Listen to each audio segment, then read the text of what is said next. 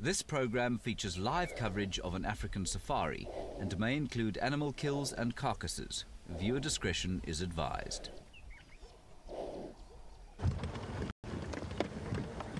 Good morning, good morning. We have something quite incredible happening here on Quarantine.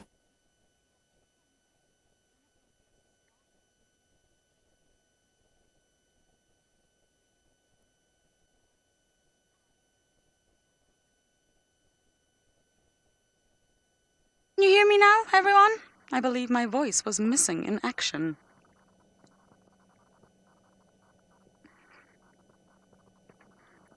Owen, have you got my voice back? Okay, good morning. My voice is back. I do not know where it went to, but we have two hyenas. One is Swazi, and one, I don't know who it is yet, is following 3 giraffes around quarantine. So my name, of course, is Lauren, and I do have Owen on camera, and we're just...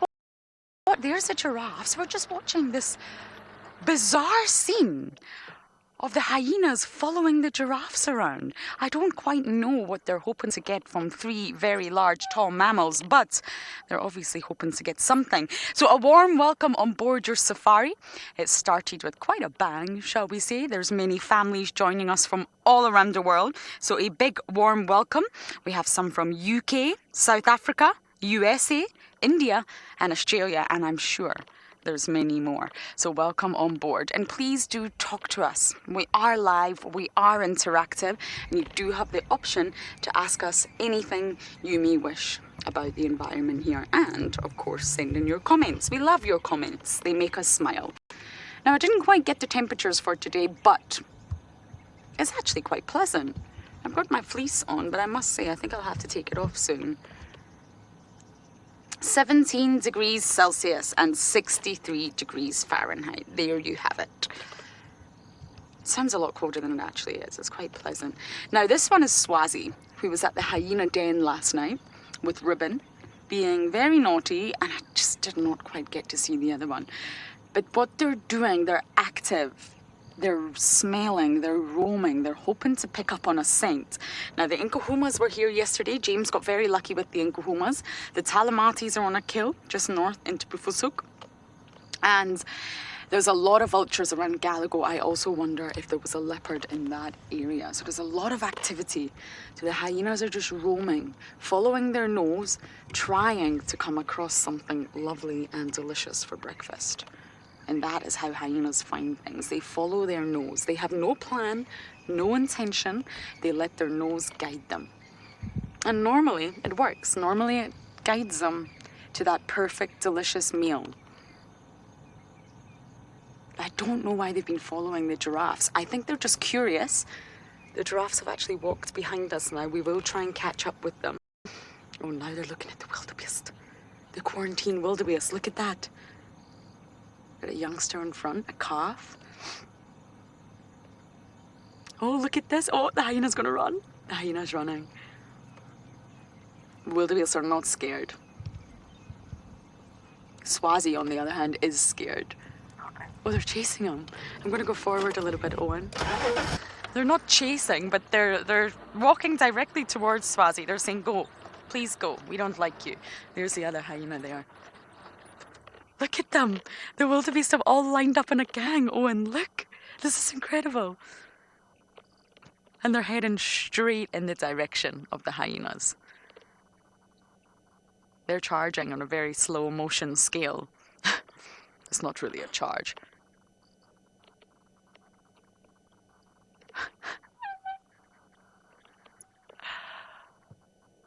You know the hyenas are not directly a threat, but they don't like them. They're not happy. Oh, Swazi.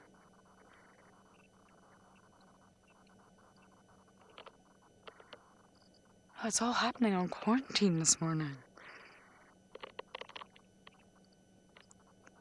Fantastic. Brave wildebeest. I have to say I'm very impressed with them. Lining up like that.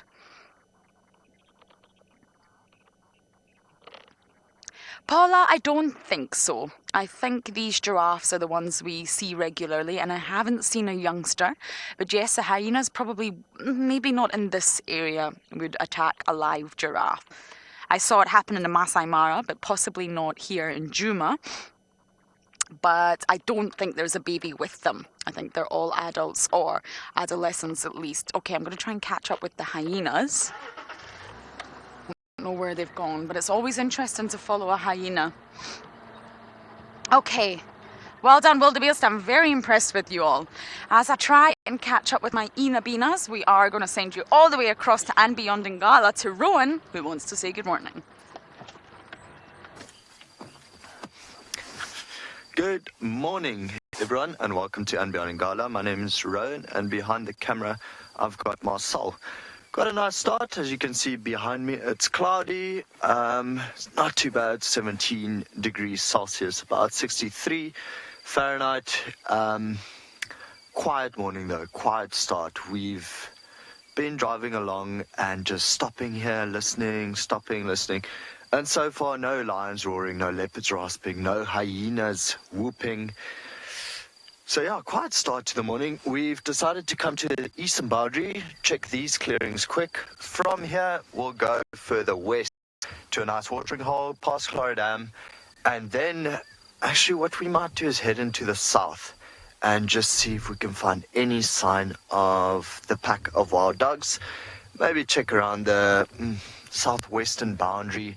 You know, it's almost getting to that stage now where the pack needs to start denning.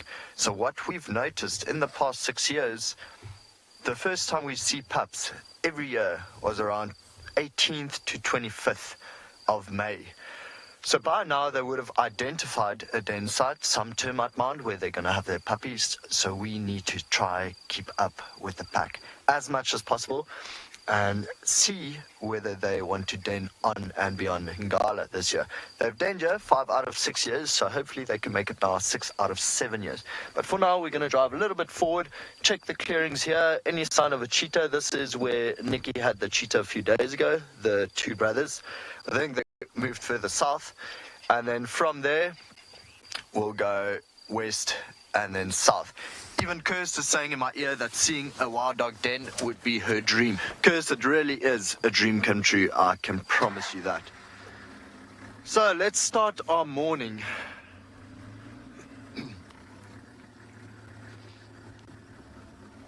And of course, especially good morning to the kids joining us.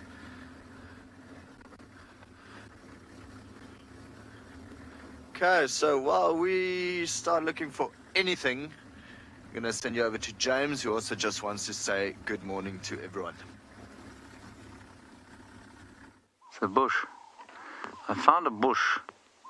A great start to the morning, everybody. There's a bush through there. Hello, my name is James Hendry. On camera is David. Yep. There we go. David just broke his knee on a piece of the vehicle. Shame.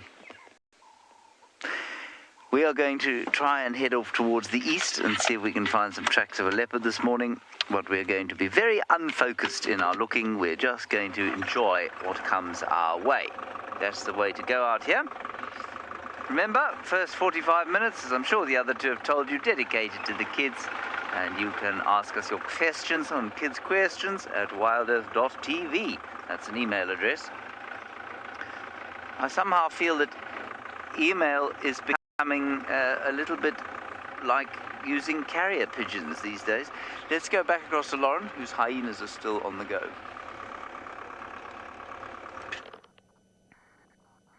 They are, James, are still on the move. I still haven't figured out who the other one is. The other one's up ahead.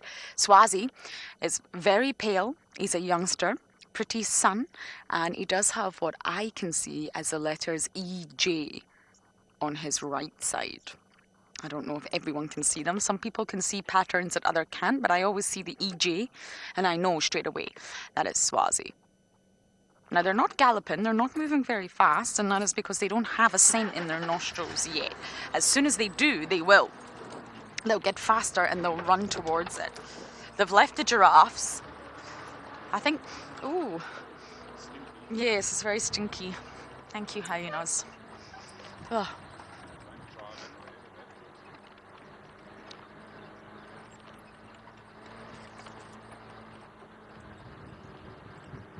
I didn't get that name one more time, Kirst, but we do have a questions about hyenas hunting at nighttime. Rivia? No, they can hunt during the day as well, but just like lions and leopards, they're primarily nocturnal. And you're asking this question all the way from India. It's fantastic to have so many different people on board. And normally they are nighttime animals. They're nocturnal animals, so they're more active during the night for many different reasons. They can hide under the cover of darkness. It's also much cooler at nighttime. In the African sun, it's very, very hot out here. But they will be active during the day, especially on a day like today. It's a very overcast morning. There's not much ambient light yet. The sun has definitely not broken through. It's not hot, so they're still very, very active. So they can hunt during the day. They will also scavenge during the day. So hyenas in general are very opportunistic. They will seize any opportunity. So even if it's very, very hot, if the opportunity is there, the hyenas will absolutely go for it. The other one's waiting on Swazi. They're working as a team here. But primarily, yes, they are nocturnal. They are mainly nighttime animals. But you also see lions up in the Masai Mara in Kenya hunting all throughout the day. So although we say these animals are primarily nocturnal, of course, that doesn't mean they won't hunt during the day, because they can and they will. We've also watched leopards hunt during the day too. Depends on a number of factors. How hungry they are, the weather conditions, how hot it is. The impala's not happy. It's impala's running away from you, Swazi. Swazi's probably the hyena that we know best because he's a regular in camp. Sometimes I think he thinks that's his home. Don't you? Yes. It's actually not. Sorry to tell you that, Swazi. And he's small. He's very petite. He's still a youngster. Ndebele's brother. Sharon, hyenas can survive a very long time. They're said to be up to 20 years in the wild because they're very robust. They've got a lot of things on their side. They have very, very strong stomach acid. It's much stronger than yours or I. And it's very acidic, which means it's really, really low on that pH scale, and it pretty much blasts anything that comes into their stomach. So it's very good at getting rid of bacteria and pathogens, and therefore they don't really tend to suffer from viruses and disease as other animals do. So wild dogs, for example, got hit very badly by rabies and canine distemper, but hyenas don't seem to suffer from that. And it's believed that it's all down to their very, very strong stomach acid. Hello, Swazi. Good morning. Can you give me the updates from last night, please? That would be wonderful. He's going to walk right in front of the car. We have a little sniff under the tyre. Oh, no, he's popped back out again. So yes, they also have one of the most powerful bites in the entire animal kingdom. So they're very, very good at grabbing things and eating quickly. They eat in a frenzy, and the reason they do that is to make sure that no one else comes along and gets it. They also are very capable of eating bone. That's why they're sometimes called bone crushers. So this means they have a high calcium content in their body, and that's why their poops turn white.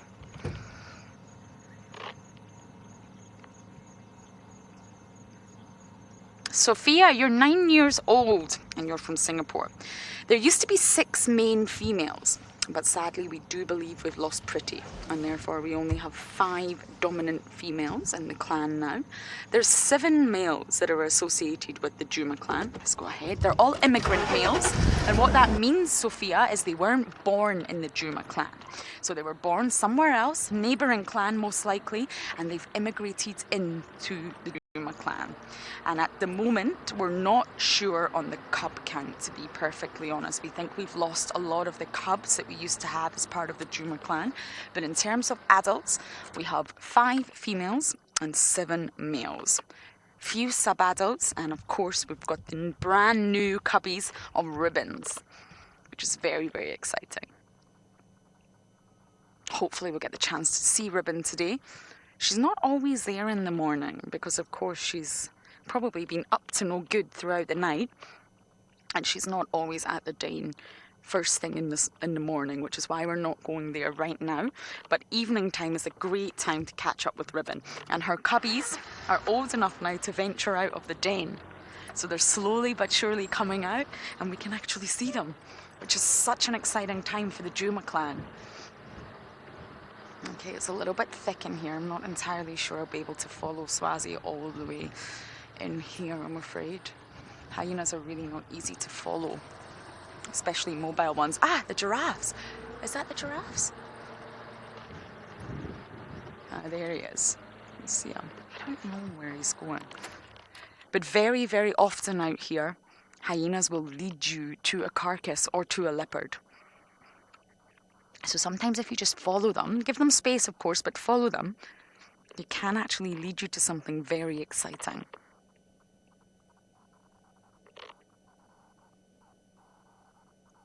But I think at this present moment, Swazi is just wandering. Okay, let's go up ahead.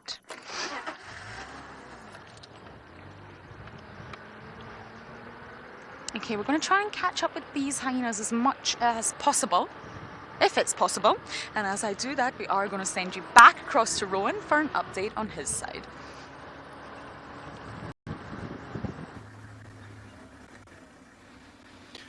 Well, good luck, Lauren. We haven't really made it that far yet. We're driving quite slowly, looking down every now and then for actually any track, really, but mostly for the Birmingham Pride, although we've got hyena tracks going this way in the direction we're driving. So like I said, we're going to go past the watering hole, see if there's anything interesting there. I just chatted to Sean and Andre. They are already making their way south, see if they can catch up with any of the wild dogs. If the pack is still on andBeyond Ngala, should be quite fun. And then Eric and Pete are joining us from the north, and they are doing the eastern boundary down, seeing if any tracks of the Pride come back. So the Birmingham Pride's been off the property now for good 3 days. That should be long enough. Time for them to come back, please. Only hyena tracks. Had a whiff of a elephant bull.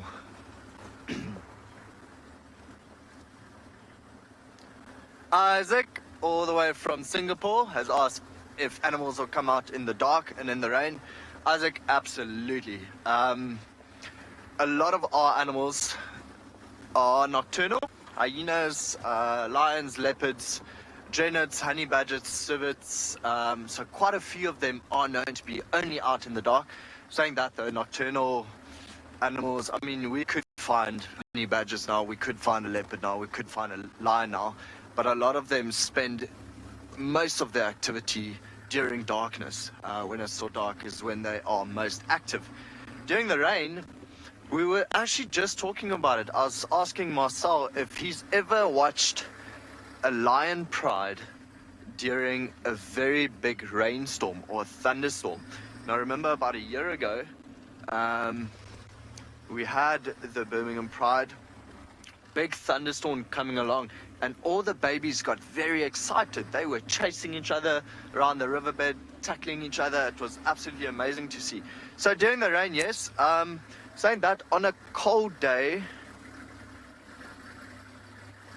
sorry, still only hyena tracks. On a cold day with rainy weather, you'll often find pride of lions or leopards go, you know, underneath a thick bush to try and get some cover. But like rhinos, elephants, buffalo, giraffe, things like that, they can't hide.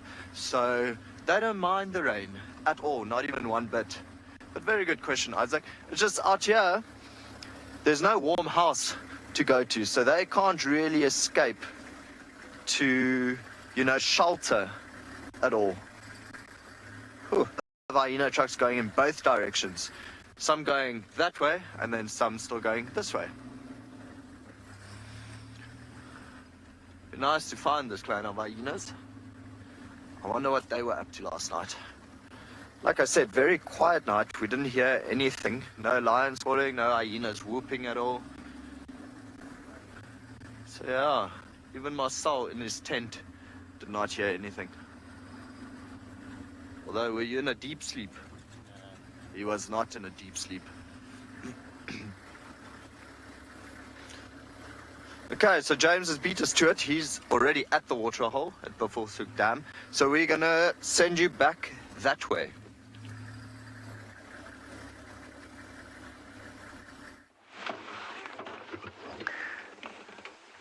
We're sitting here at a dam where I was rather hoping there'd be a whole heap of action, perhaps a Talamati pride descending for a drink after their giraffe that they've eaten. But unfortunately, there is nothing but beautiful scenery.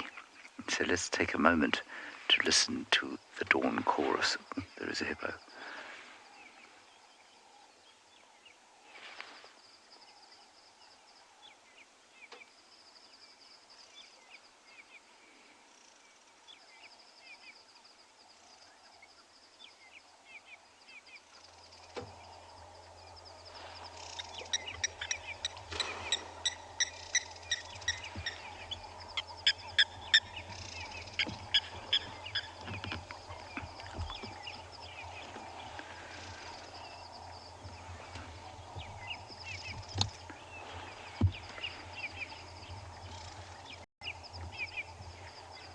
Trongos, blacksmith wings, obviously the Cape turtle doves.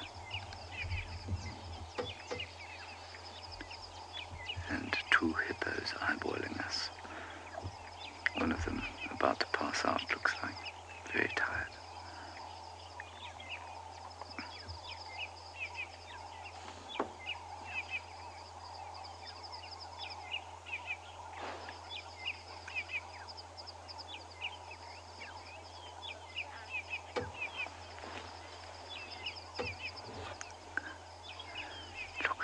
Sleep.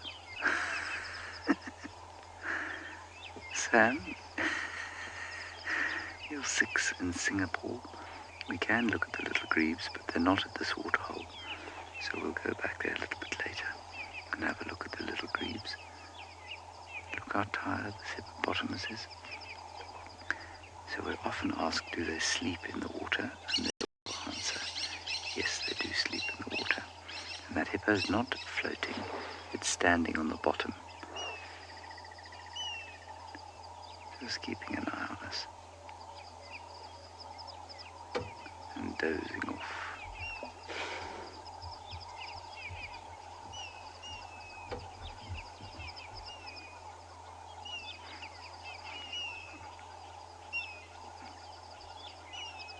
What a sleepy hippo. Now the reason it's sleepy, even though it's the morning, is not because it's very early. It's because they spend most of their time out of the water at night. So they're quite tired. The youngster there is standing on the mum's back, just lifted up its back feet and is resting on mum's back. And they've spent a lot of the night out grazing grass, and now they're awake for the last little bit the morning, and they'll probably sleep or doze for most of the day in the water here.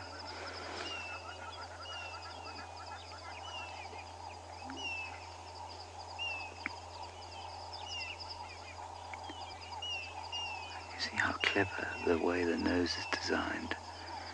Whenever they blow out, at least it faces upwards so that when there's any water, they can just blow it out like a whale blows out water from its nostril. This is nostrils, or blowhole.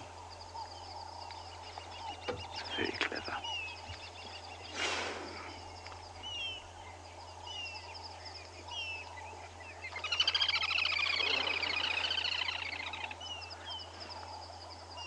There are some little grebes here. That was them calling. I suspect quite strongly that they'll probably put up a nest in the shelter of that fallen tree.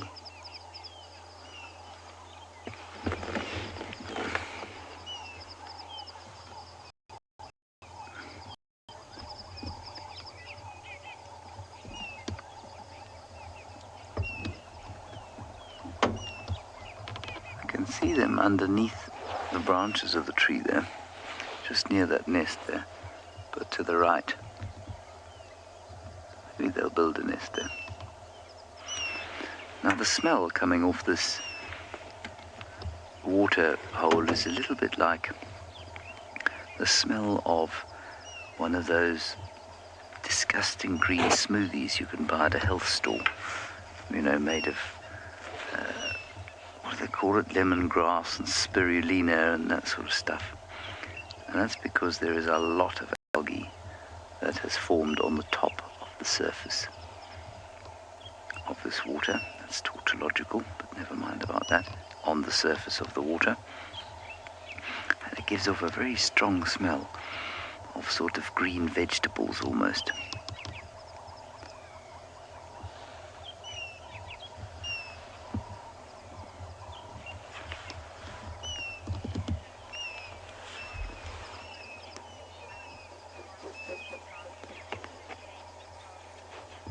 Hello, James in India.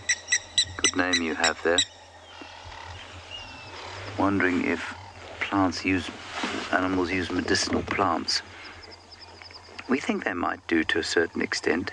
We don't know if they feel sick, they are able to then decide to go and eat something. Let's say, I don't know, for example, an elephant feels like it's getting a cold, so it goes off and finds some buffalo thorn and eats that. I don't know if they do that. I don't think so. Much more likely, though, James, is that they feel a nutritional deficit of some sort. So even your body will do the same thing. If you're lacking in vitamin C, foods that are rich in vitamin C will start to appeal to you very much. So citrus fruits, green vegetables, that sort of thing. If you're feeling a bit low on vitamin C, those sorts of foods will appeal to you because you will have eaten them before. They will have given you a nutritional shot that your body will learn to associate with that vitamin C. But no, obviously an elephant doesn't know what vitamin C is, and it doesn't know necessarily what makes it feel better, but it will feel a physiological need, so it will have a desire to go and eat a particular bush. And so in that way, perhaps we could describe them as using medicinal plants. That said, I always use this example when people ask me this question as those hippos go back to sleep. A friend of mine once watched an elephant who'd just lost his tusk, and it was bleeding out of the hole where the tusk was.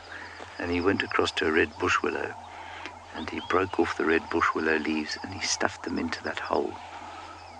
And this guy was convinced that the elephant was selecting that particular plant. We wondered if the elephant was doing that particular plant specifically for that reason. Good, we'll move on from here. Lauren's managed to catch up with an elephant. I've got lots of updates for you. Now we're on Zoe's Road, which is one of the longer roads in the property that really takes you from central right down south.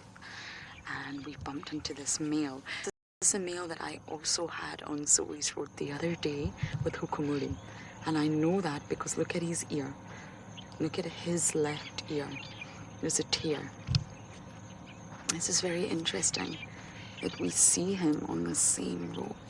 Now he's very relaxed. He knows we're here. We've pulled off to the side. He might just go a little bit quiet as he walks past us. Good morning, boy.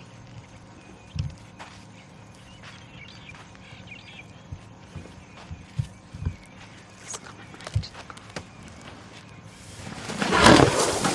I see him, boy. Do you see him? No? You're covered in mud. Do you realize that?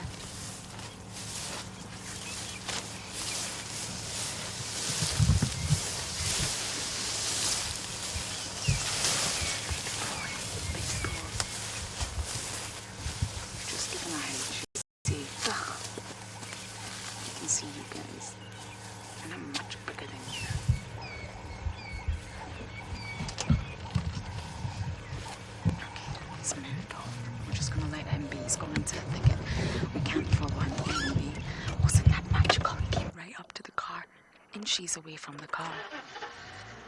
Okay, other update. We have the whole tracks for the Nkahoma Pride going down here. Now it's quite far from where James had them yesterday, so they've obviously sort of cut across quarantine and they've headed down zoes. Now we're almost at the southern boundary, so I'm not anticipating that we'll find them. It's the whole pride, all the way down zoes. But we'll check to see if they cross out or not. Our famous words, cross out. But they definitely came down this way, which is useful to know. So I guess after James left them, I think they would have crossed through quarantine and they've headed down this way. So we're going to check that southern boundary and see if they have left. If they've not, then it gives promise that they may still... Oh, we've got another elephant. Oh, we've got a herd. What a perfect way to start the morning.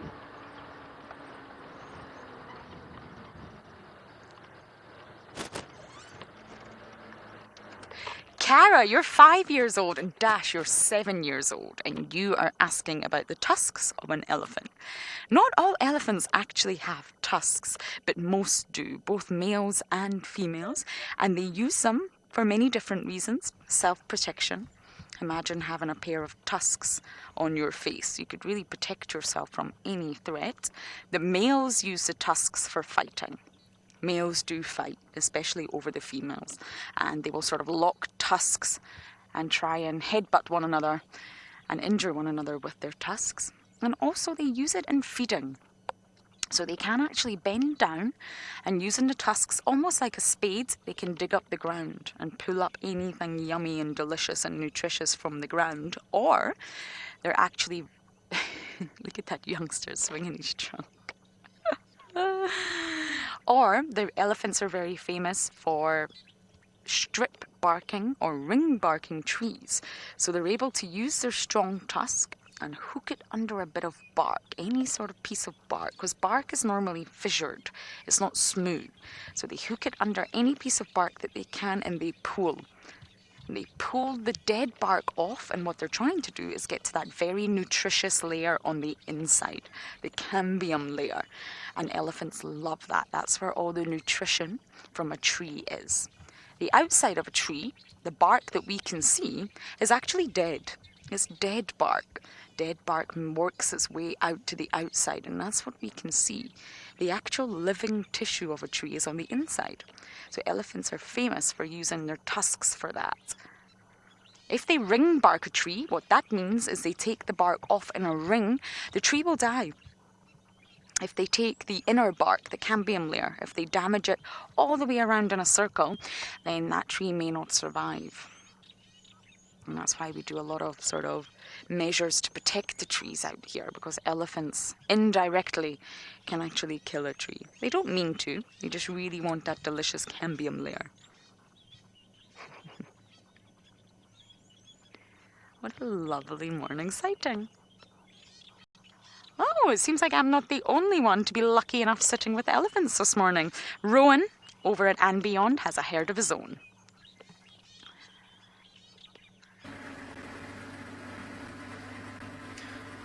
Yeah, Lauren, we raised you. My son and I have been looking for a herd of elephants for, I think, 2 episodes now. And weirdly enough, it seems that we've just not had any elephants on andBeyond Ngala until about yesterday.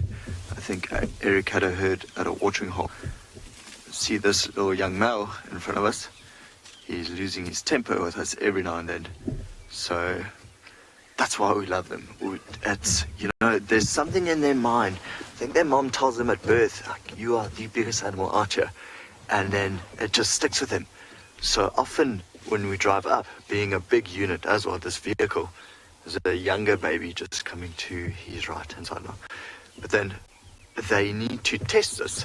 So they come running at you, and then when you don't move, when you are not frightened off, it's like they lose their temper. They go into a complete rage and then start trumpeting and run back to mom for reassurance. So we just absolutely love watching elephants.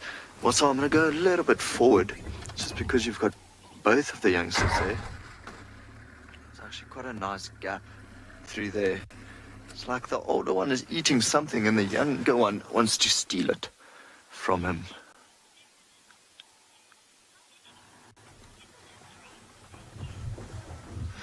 Nick, who's 7, from California. Nick, Must be very late where you are. Often their ears get injured when they run through the bush. So you'll often find rips and tears and things in their ears. And it's just from, getting hooked by a branch or a thorn. That might... Oh, here's this youngster. So shaking its head. You heard a bit of a trumpet there. So yeah, just getting stuck in trees and stuff. It's often when they run with the rest of the herd. I want to reverse again. Sorry, I'm just trying to find the best view here for everyone. But it looks like they're moving to the right. The big mom is now just to the right of all of them. You see, she's got two very different lengths of tusks. Her right tusk is much longer than her left tusk. So yeah, Nick, often it's mostly just because of sticks and branches and thorns that tear the ears.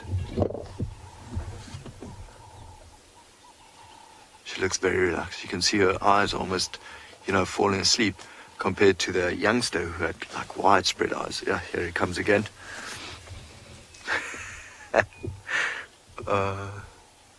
I love the attitude of elephants.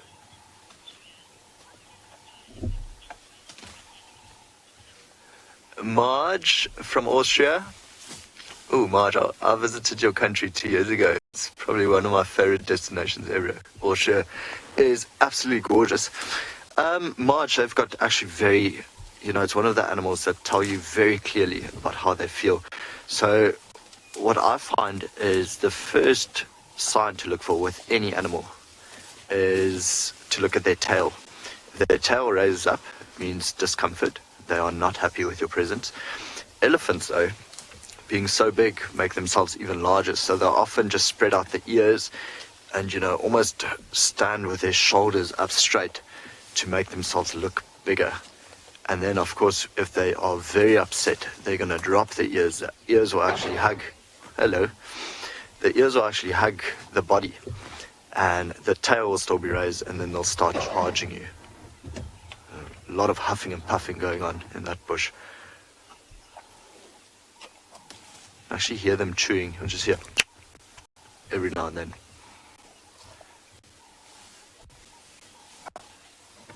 Oh, Mom's got a handful with this bunch.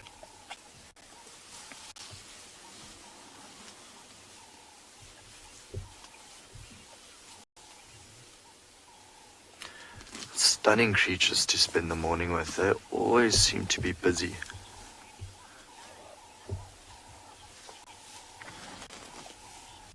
Ruby from South Africa wants to know how long. Oh, he's going to break the whole tree down. Still a bit too young. Ruby, elephants live for up to 60 years in certain places, but mostly only up to 50. It all depends on the food that they eat. So they have to, like you, take very good care of their teeth. Otherwise, if they run out of teeth, they could not survive because they can't chew their food. So in places where there are soft vegetation, more grass, they can live for longer. Whereas in places where there are hardier vegetation, so where they have to eat more branches, they won't live as long. So often, this female was doing it earlier, but she's not doing it now. You'll see that they pick the grass with their... Oh, I think it's a small baby. Trying to push her way in there. Oh, she got the spot. Well done, girl. They'll pick the grass and actually shake it off to try to get rid of the sand at the bottom on the roots. And then from there, they'll put it in their mouth. So the sand doesn't grind away their teeth too quick. So like humans, elephants also have to take care of their teeth. Oh, see how it charges? This is actually quite funny. It will charge us, but always that bush to its right is the stopping point. But look at the ears. Just reminds you of Dumbo, doesn't it? Let's take off soon. And then, of course, it goes further on. I was taking a bit of a takeaway. Oh, it's charging us again. Let me move a slight bit. You have to absolutely just love the attitude of elephants. Okay, so Mom just crossed the road at quite a run, and then of course causes all of them to run. I think from here, if they go into that thicket, I'm not going to put any pressure on them. We're going to try and follow them because that will just mean we'll crash over bushes, make a lot of noise, and put stress on them. I don't know if you saw now, but the last youngster had its tail raised up a little bit. That sign of discomfort I was talking about a little bit earlier.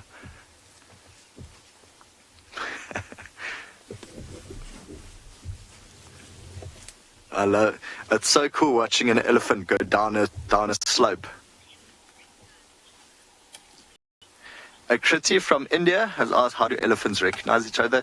Kriti, for them, I mean, it's like you knowing your friends. Oh, here she comes again. Hello. Good morning. So they'll know each other's faces, they'll know each other's scents. The sounds.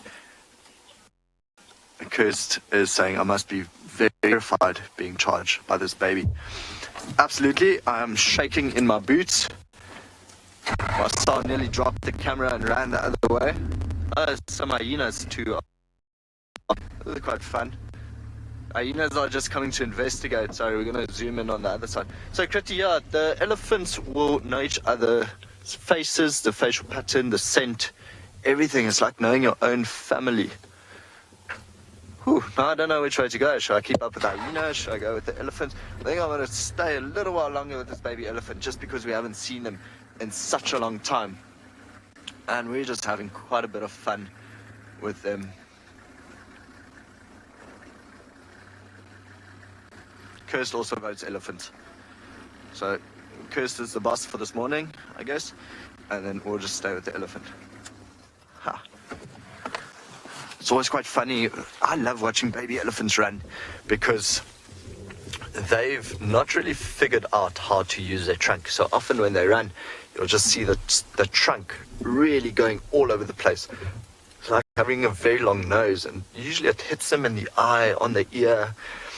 It should be quite a difficult thing to maneuver. How close it's standing to mom. Also scratching its ear there. Oh, no. You must not eat from our bush.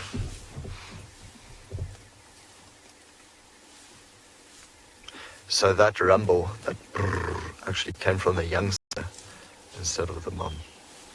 Visibly upset for being pushed away.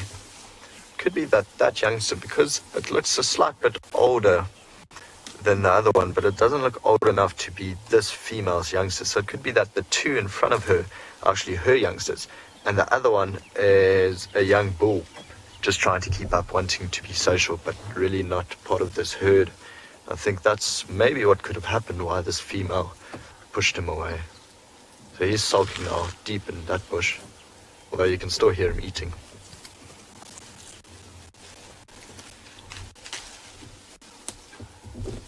They must be loving that tree.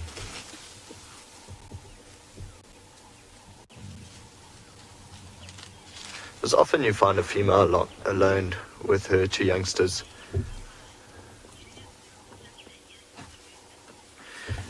James has asked if elephants flap their ears on purpose. So James, they do, like that. It cools them down. They've got a very big network of veins behind their ears. It pumps about 12 liters of blood through the ears per minute.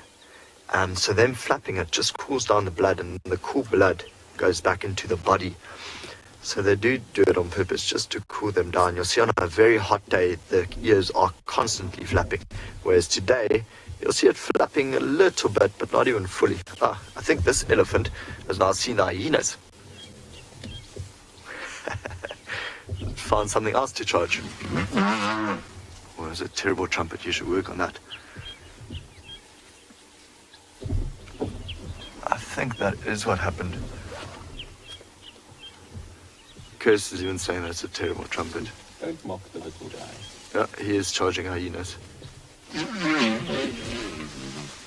should blow your nose. Now the other ones are going to help. So of course, it's not going to do anything to hyenas. Hyenas are fast enough to run away. I think let's drive in there. Let's see what's happening here. It's just too much fun to miss. that even the small baby is now going to investigate. Mom's staying behind. Oh, Mom's actually turning towards us. Yeah, baby's highly mobile in that direction. Okay, well, if she moves that way, we're going to sneak around behind her. Okay, so seems the kiddies drive is now over. So we welcome all of you to interact with us, send your questions. Please, it is at FC on YouTube or hashtag WildEarth on Twitter and Twitch. Let's see if we can find these elephants while they chase hyenas around a little bit. So I've seen the elephant, just not going to drive over this termite mound. She might ramp it. Oh, it's always fun. You also don't want to spook the elephants too much when there are hyenas in the area. So for them, it's still a predator. And of course, out here, it would be one of the most dangerous predators for elephants, because clans of hyenas, even though I know their reputation says they are scavengers, are phenomenal hunters. And if a clan is big enough, you'll find that they can actually take down an elephant. We've not seen it here on andBeyond in Ngala, but a baby elephant without its mother would be in very big danger from a clan of hyena. Oh, this is looking good. Find a bit of a more open spot. So of course, I think the hyenas just heard my vehicle and came to investigate to see what's going on. So while we look for either the hyenas or the elephants, we're going to send you back over to James quickly just for a quick update. We are driving through the glorious golden light of Monday morning. A new week has begun, and I'm very pleased that it has begun for me in this part of the world. I'm very sorry for those of you who are stuck at home, but I imagine your Monday blues must be somewhat different from the normal Monday blues, where you'd be stuck in the traffic on the way to probably a very average cup of coffee at work, a mountain of emails. Now you can have a really good cup of coffee, a game drive, same mountain of emails, but at least you can enjoy them in comfort with good coffee. Yes? Good.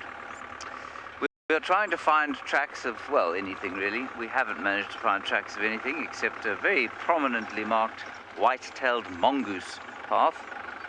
There are some birds there that are shouting their little pharynxes off.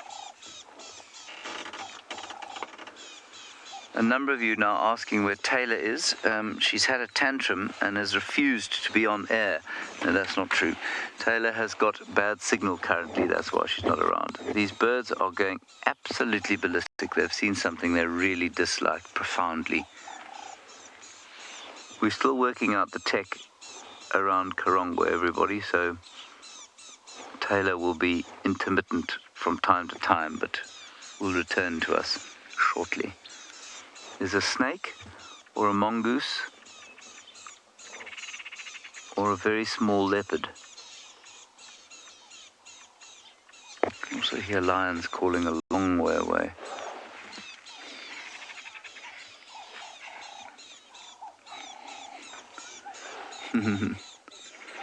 Vidya, very good question.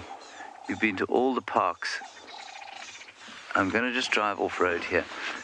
You've been to all the parks in India, and you say the birds or all the animals' alarm call for tigers. Is it the same here?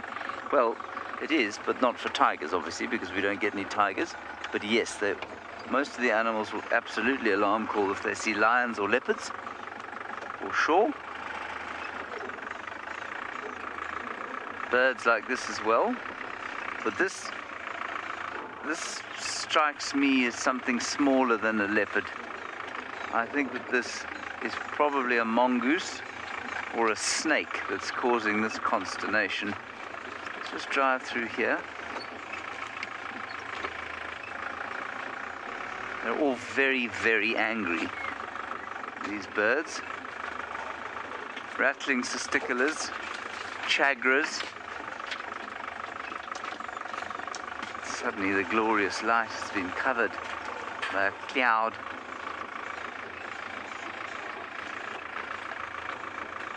Or it could be an owl. I tell you what. Let's see if we can call out a pearl-spotted owl, maybe.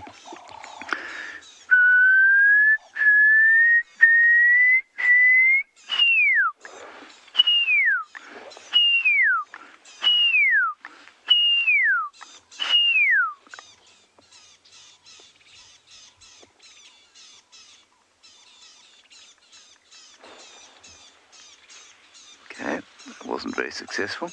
Let's move on a little. Could be a slender mongoose. A black mamba.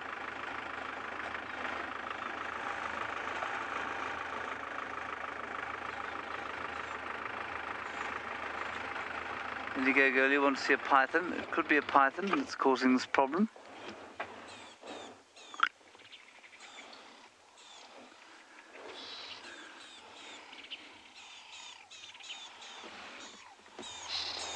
A great deal of irritation being expressed.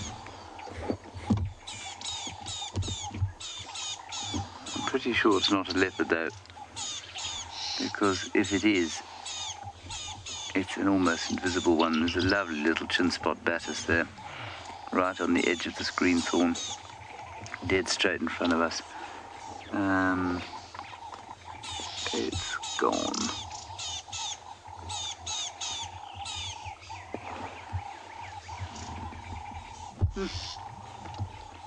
Huge anger. You can hear that. There's the chin spot batis, well spotted.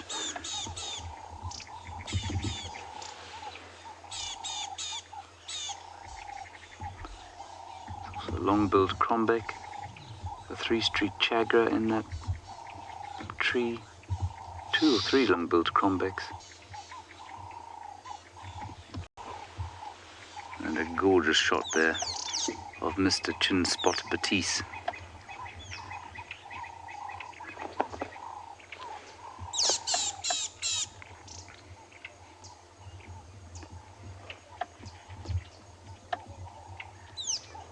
Right, well the irritation seems to have dissipated somewhat. Maybe they would... There's the pearl-spotted owl.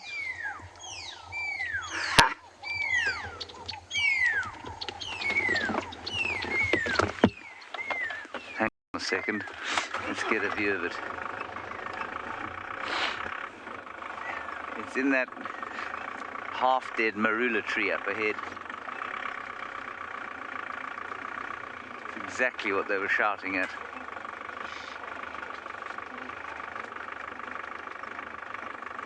There, top left. No, that's a roller. That's a roller. Let me see if I can call it out again.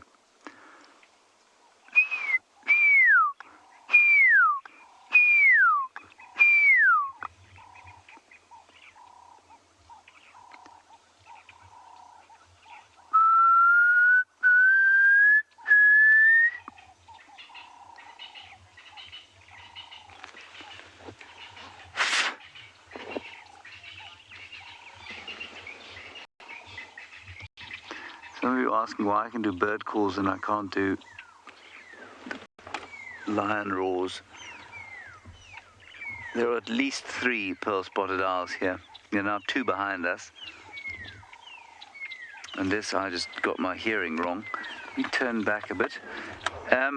I can not do bird calls except for this one. And these are the only birds that you can con with a whistle, that I can con with a whistle.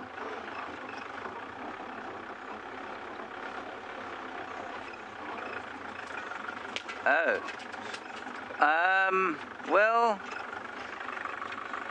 some of you are asking why are you allowed to con birds but not con lions? Well, I don't know, really.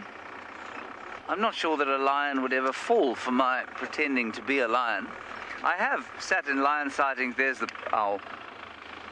I have sat in lion sightings before and gone, and sometimes they kind of look up. What all this is doing is just trying to pull him out. I'm not sure that there's probably isn't a huge difference.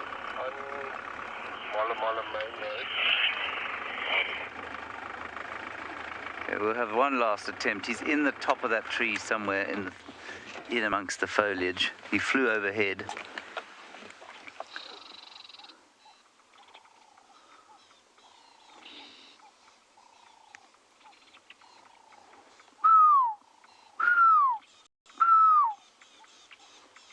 Might just make him call.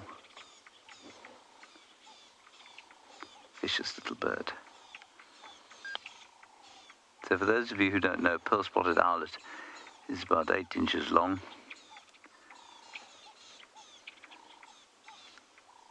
And is a generally angry-looking creature. Looks like the chicken hawk from those cartoons.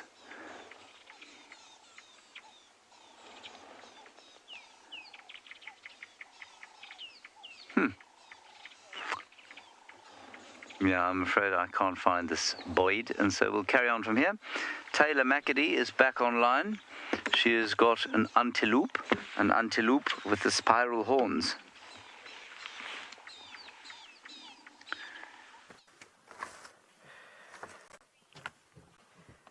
I have decided to stop being such a diva and a drama queen today. I'm done. Oh, whoops. See? Camera wasn't quite ready to stop being a drama queen. My name is Taylor McCurdy, and on camera with me today is still Alex. And it's not Jane. We're having the best of luck, but we do have Kudu. Kudu, come back. Don't run away, please. And it's a really cool Kudu because it is a big male. It's not very often that we get to see enormous Kudu bulls just standing so still. Normally it's a fleeting glimpse of the spectacular antelope. Look at him. Hopefully he does step out and decide to reveal himself, but he is in absolute prime condition. And I'm so glad we finally had a chance to join you, because we have been searching, just kind of like how Tom Hanks was searching for Wilson in Castaway, but our Wilson is Signal. So that's what's been happening.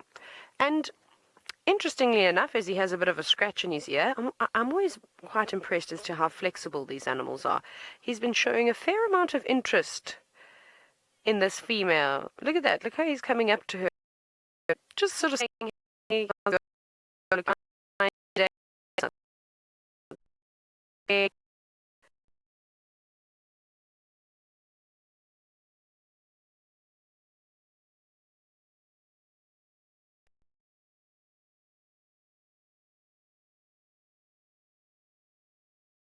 make a baby kudu with her at some point. Well, in 9 months' time, maybe we'll see a baby kudu. I'll keep you posted on that. Look at him as he stretches up nicely and uses his rather large tongue. I mean, not as long as a giraffe's tongue, but I think animals that are mixed feeders, as kudu are, by using that long tongue, I think it definitely helps him feed on a level of trees higher than that of an impala, of course. There we go, just gobbling away. It's also a great opportunity to see those beautiful markings on his face. Now this obviously sounds like a made-up username. Skinny potato. I've never seen a skinny potato in my entire life, and why would you want to eat a skinny potato? But anyways, you said that you quite like this kudu's horns. I think of all the antelope species, again, I'm very biased because I do like the antelope in the tragaleophids.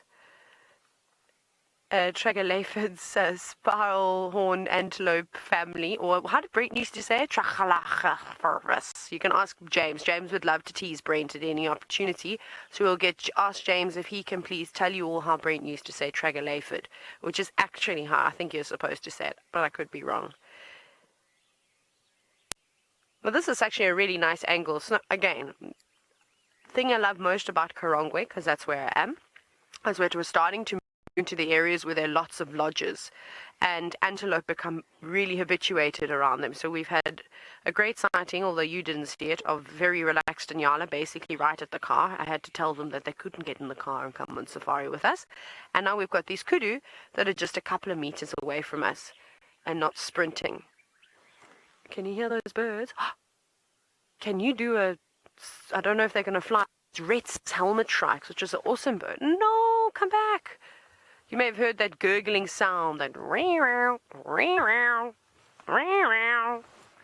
I don't think they really sound like that, but those are Rhetta's helmet trikes. I don't know if I can get a view of you. They just popped in, they waved their wings, and then off they went down that way. Let me roll forward a little bit more. I don't know, we can try. Guys, and I shouldn't say guys, not guys. Ladies and gentlemen, if Tristan is watching. Sorry, it's a little personal joke, you know. Let's see if we can get a view of these Rhetta's helmet trikes, because they're quite special birds. Maybe then we'll see my new favorite bird. Yes, my favorite bird is no longer Sagittarius serpentaris, the secretary bird. I'm gone are the days of that, because I haven't seen one in so long. I won't be telling you what my new favorite bird is just yet until we find them and I'm able to put it on camera. We'll keep it a secret. But, seeing as though we've got nothing else, look who came with Maurice. I shall stop. Here is Maurice. Maurice, what have you been reading recently? Let me use my injured hand. Let's see what Maurice has been reading a new book. That's why Maurice hasn't come out on safari. He's been reading this Zambezi. I shall now remove it. Maurice, this is not the time for reading. We're actually on safari. He should ideally be strapped here, searching to the left, to the right, to the left, to the right. Remember how to do this. He's got a big ego, so he just likes to think that he can do what he wants. I'm going to make an eco-training outfit, though. I don't know how just yet. I cannot sew. I'm going to find a shirt or something that I can cut up and camp, I'm sure. What about a canvas jacket? Ooh, I might have to make myself one. Seeing as though my name is Taylor, maybe I'm a tailor. Maybe I've got this hidden talent that I didn't know about. But we're going to keep going down this road. I am trying to find some lions this morning. So off you go to Lawrence Bird before it flies away.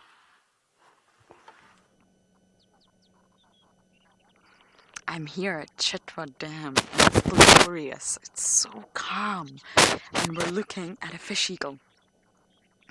Now, the fish eagle, they're monogamous, so normally you find the pair. It's very difficult to identify which one's male and which one's female, so I don't actually know. But here we have one of them. Slowly starting to wake up. It's not the most glorious morning. Doing a little bit of preening, a little bit of stretching. And of course, it's in the perfect place. I've seen fish eagles many times here down at Tsavo. Fishing.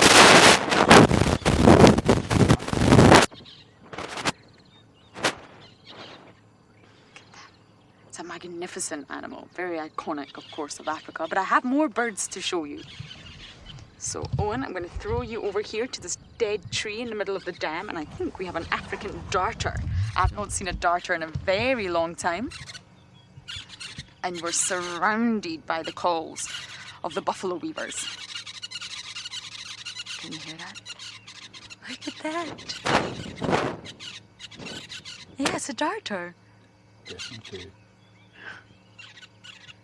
Isn't that magnificent? Really, really not seen one of these in a long time. Chitwa is the perfect place to come for birds, so I must say. If you're ever doing a birding competition, it's really Chitwa that you want to come to. And there's the buffalo weavers, red buffalo weavers. Very, very active. Very noisy. And if Owen can just pull out a little bit, you'll be able to see their very large and messy nests. You see that? This all belongs to the buffalo weavers. Incredibly noisy birds.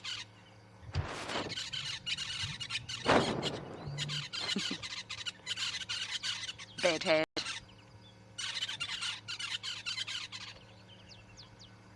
So if we can just go back to the darter row, and it's really been a long time since I've had the pleasure of seeing one of these incredible birds. And of course they're found around water as well. Why? Well, they eat fish. They're also fishermen. They're also water birds, just like the herons. And they've got that really, really sort of sharp, spear-shaped bill, dagger-like. And that's, of course, for putting that head with the long neck into the water and pulling out some fish. They also love a good snack on frogs as well. And I have seen darters snatch up aquatic insects.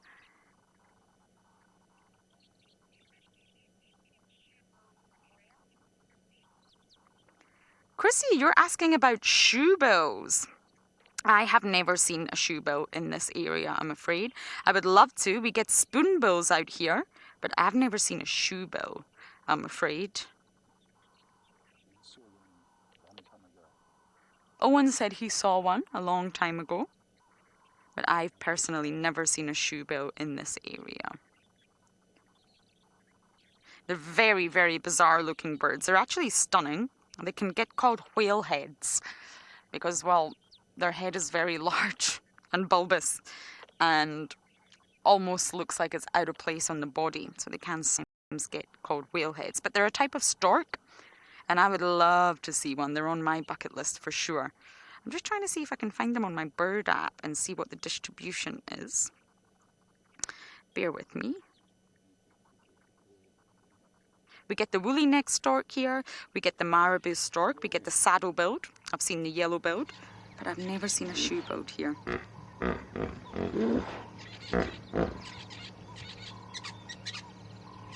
That's the hippo, just in case you're wondering who's making that incredible noise. The shoe-bill stork is actually not on my app, which suggests to me it's not prevalent or really present here.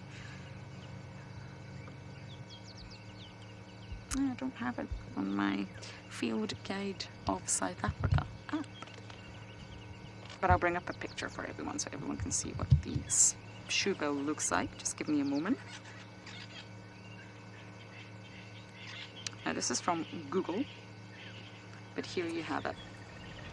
This is the shoebill stork, in case any of you are wondering what it looks like. And I'm sure you can see straight away why it's called a whale head. There you go. But they don't appear on my bird app, so I'm wondering if they're really not sort of prevalent or present here. There's not large populations. See that ginormous head? Oh.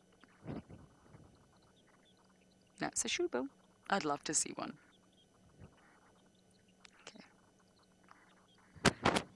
So Chitra really is the place to come for birds. If you want to do some birding, you come here and you can find all the magnificent water birds. I'm just having a look around to see we're not missing anybody.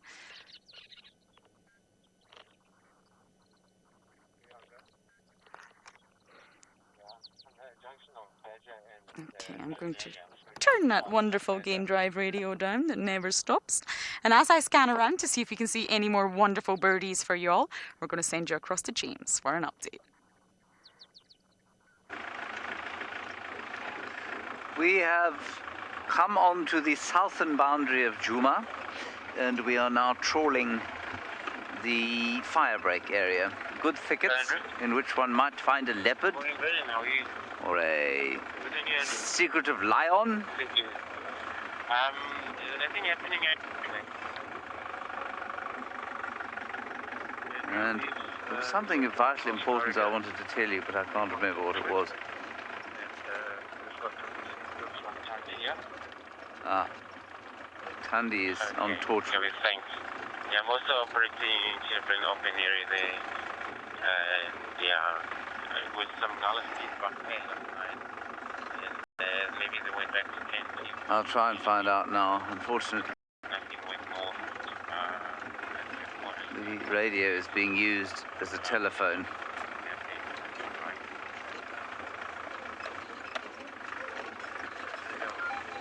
Oh, sorry. I just want to find out if we actually got Tandy or it's just tracks.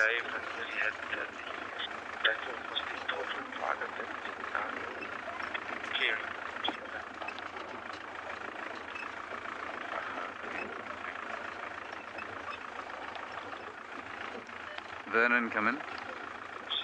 Oh. Oh. Never mind. Okay, let's keep going. We'll figure it out later on.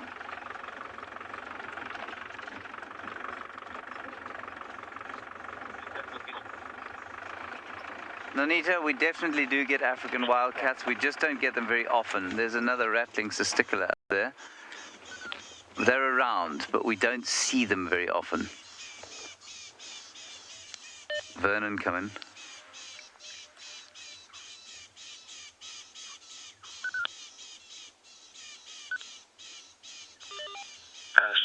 Yeah, we have. Grant is going to make his way here now. She's lying low down in some grass. Yeah, they've got the actual cat. So there's a rattling testicular, the best picture of one you'll probably get. We're still at the top of the farm. And what they're sitting in, is a quite interesting tree. It's called the common false thorn, and the common false thorn is interesting in so much as if you look at its growth form, it looks like a kind of impenetrable thorn hedge. There are no thorns on it, and it grows like that because the elephants mangle it. But it's got an extremely tough kind of wood. You can't break it. So if I went up to there and try to break you a twig, it would be impossible to do. It's just bendy. And so and I'm sure that's an adaptation to dealing with elephants. So instead of being snappable, it just kind of bends around and eventually grows into this growth form. But it'll make a very nice tree, a kind of standard issue umbrella-shaped tree in the absence of elephants. Very nice. There's a batelier flying by. Batelier flyby through the bush. So Tundi is on Torchwood, which is the reserve to the east of us, which is where we thought she'd probably be, although we are now sad that she is, of course. There's another batelier. Not sure if we'll manage to get it. There it goes. Oh. Right, let's go back 111 kilometers, I'm told, to the west, where Taylor is now operating around eco-training Karongwe with Maurice.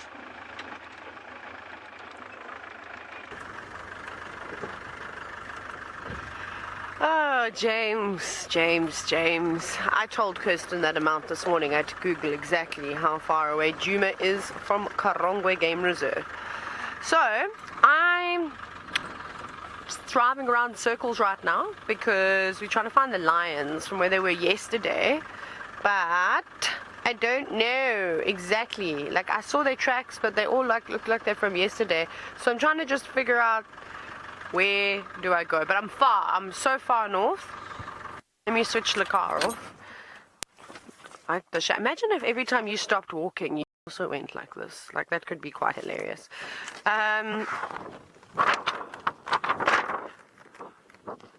Very small map, this one. It's a big reserve. Like, I'll just show you generally. The camp is down there. We are all the way up here.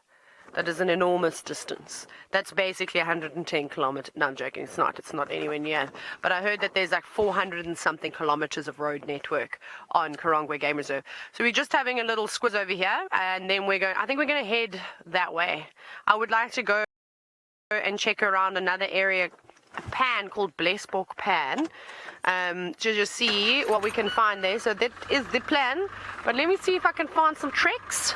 That's what I'm looking for. I've been doing lots of different accents lately. I've been alone. My voices have been, voice has been talking to me.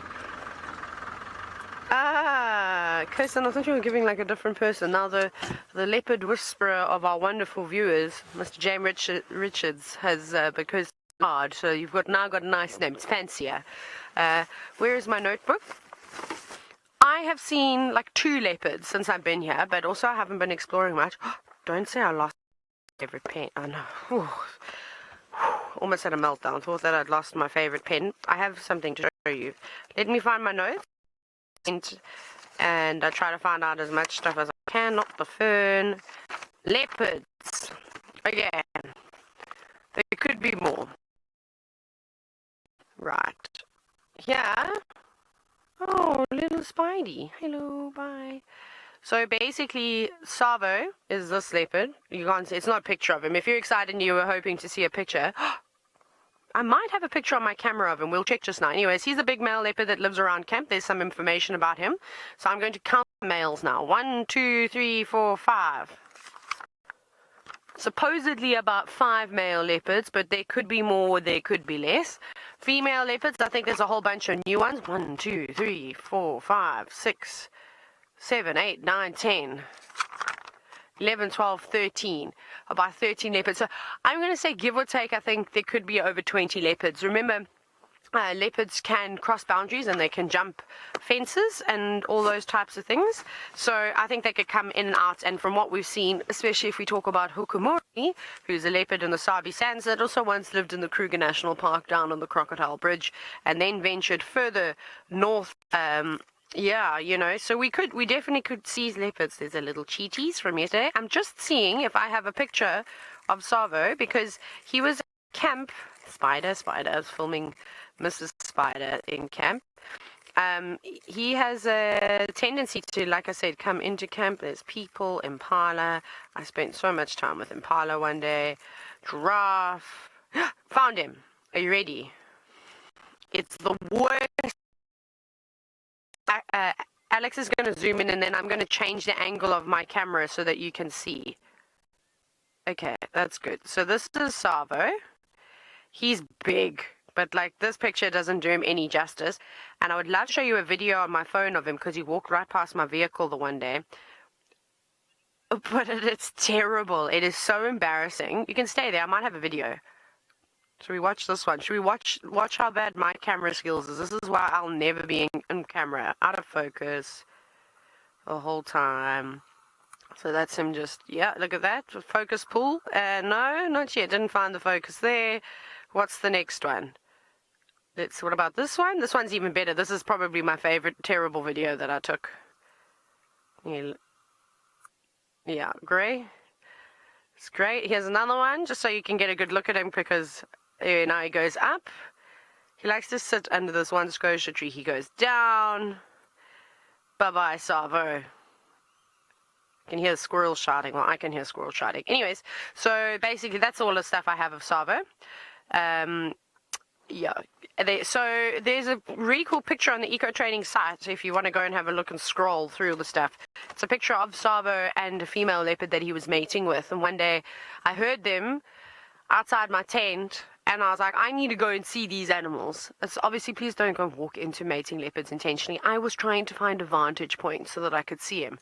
And then I got a cool photo of them. Like, they were quite a distance away from me, but he was relaxed and he was just watching me through the bushes. She was nervous, however. Okay, so that's like my favorite leopard on Karongwe Game Reserve is Tsavo, and he is big. I will look for a video, but you're going to judge me terribly because my screw. We all know I like to drop things. My phone is broken. Lisa, shall I demonstrate to you why leopards are so hard to find? Because, right, are you ready for the reenactment, Alex? Let me show you. I'm going to go that side, though. I'm going to go to your left. Let me show you. Lisa, why leopards? Word. These. I don't know if my audio is going to cut out. You cutting? Cutting. Badly. Now?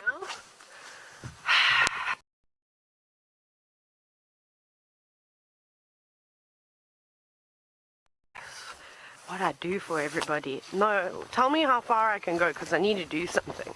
Whoop. Away from the vehicle. How would I become visible? Are you ready? I'm also going to get to my fever. I'm going now. Bye, Alex. And I'm going to go into the plank position because can you see me? Can you see me? No. It doesn't.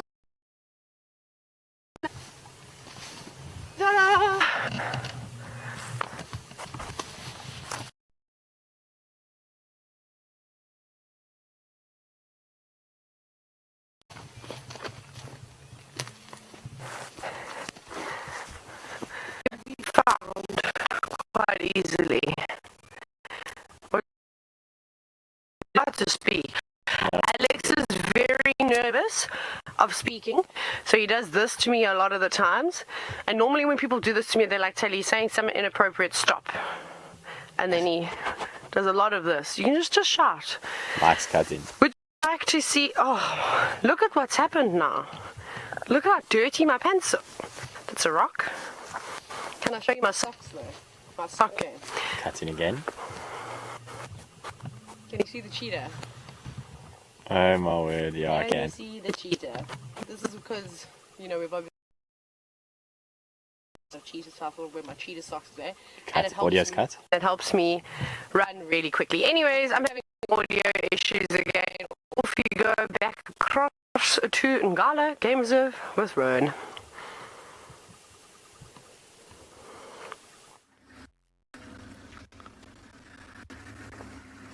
Taylor had nice socks on today, and then Chris asked me if I have nice socks on. So no, sorry to disappoint you guys, I do not have nice. But you're wearing nice socks. No, Marcel's wearing boring grey and white socks. Oh, have you ever seen Marcel's legs? Well, this will be the first time. We left the elephants, so the youngsters were chasing hyenas. And yeah, even Chris says, Marcel, those are not nice socks. Anyway, so we left the elephants. They were chasing hyenas. Hyenas we couldn't find again. But then the elephants started chasing. So those youngsters literally just woke up on the wrong side of a termite mound this morning. So we had to leave them because the vegetation got a little bit too thick and we didn't want to crash over and disturb them even more. However, then we started driving this way and we found tracks of a male leopard going down this road. From where we are driving and have is probably Tambuti Tom. So there was a piece of poo this long, poked a stick in it. It seems rather fresh, either from early this morning, not really from last night. There are Janet or civet tracks on top. So we're just driving around along this road. But also it seems that this leopard was followed by 2 hyenas. Should be on the lookout, and so am I. There's a giraffe in the road, so it's not quite a leopard, but nearly the same sort of pattern, I guess.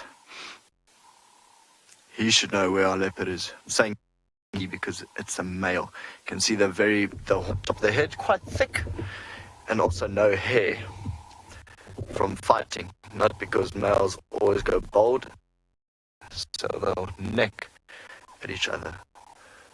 What are you looking at? Pretty sure he knows where this leopard is.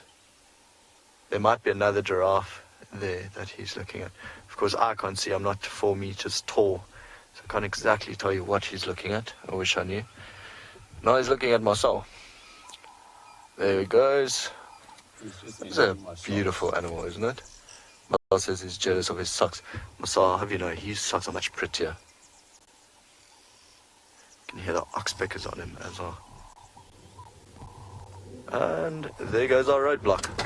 Let's see if we can catch up to him quick. They luckily don't move too fast, very elegantly. Yeah, leopard tracks are still on the road, still going in the direction that we are going in. And he looks like he might want to go feed. Yeah. Time to eat. Time for breakfast. It's amazing actually how they can very easily disappear should they want to.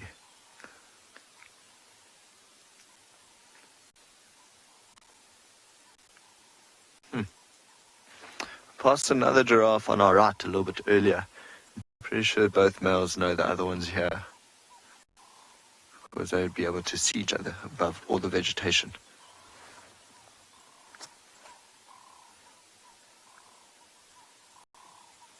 It really does make me feel like I'm in the Jurassic Park every single time I see a giraffe. See how the tail is not swishing around too much today. There seems to be not too many flies around. You can hear the oxpeckers going crazy on his side. Old male.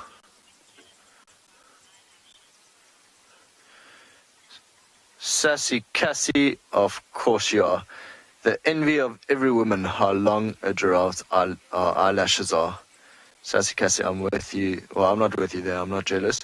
But all my guests, all the women guests I've driven are jealous. Nice to hear from you, Sassy Cassie. Good morning. I think he spotted the other giraffe. saying what's up. It's a stunning animal, very good shape, very strong. So oxpecker in the middle of the horns. Raquan from Zimbabwe has asked if a giraffe can break their legs if they are too heavy or too tall. Raquan, I don't think so. No, I can't imagine that happening. It's not like a giraffe is going to get too fat out here in the bush. It's not, though. Sorry, I'm just going a little bit forward. I'm pretty sure he spotted the other male giraffe now, and that's what he's looking at. Yeah, it's not like we can feed it too much and then it gets too fat for its legs to hold. So no. Although I can tell you, we've seen one male giraffe fight with the other one, and the other male actually broke the one male's legs with his head. So that can happen. Or when they can trip and fall, I guess, when they're chased. That's something, maybe break a leg that way. But I don't think they'll break a leg being heavy or too tall. I've never seen an overweight giraffe. Have you ever seen an overweight? No, Marcel's never seen an overweight giraffe either. I can imagine that'd be quite fun. I've seen memes of like overweight giraffes. Those are quite funny. Kirst has never seen an overweight wild animal. Kirst, I have... No, actually, no, some lions. I mean, a liger, like a mixture between... Well, that's not wild either. Okay, I'm with you there, Kirst. I could at a very slow the road. Right, so, of course, Kirst is saying very big meal. And same thing with lions. They often look quite pregnant. I must say that we had a wild dog here. When? It seems like my signal is quite bad, so we're going to link you to Lauren.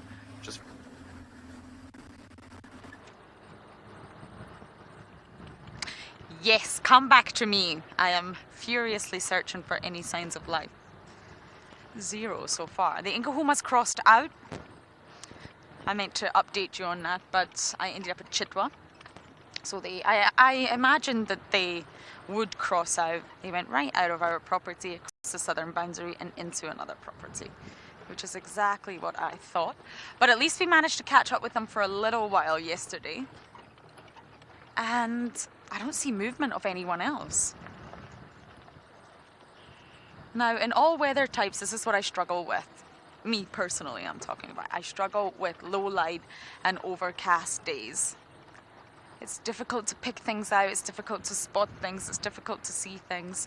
It's my least favorite kind of weather. I don't mind rain. I don't mind wind. But when it's grey like this is my weather that I struggle in. But it's cold enough for predators to be mobile. So at least that's one good thing.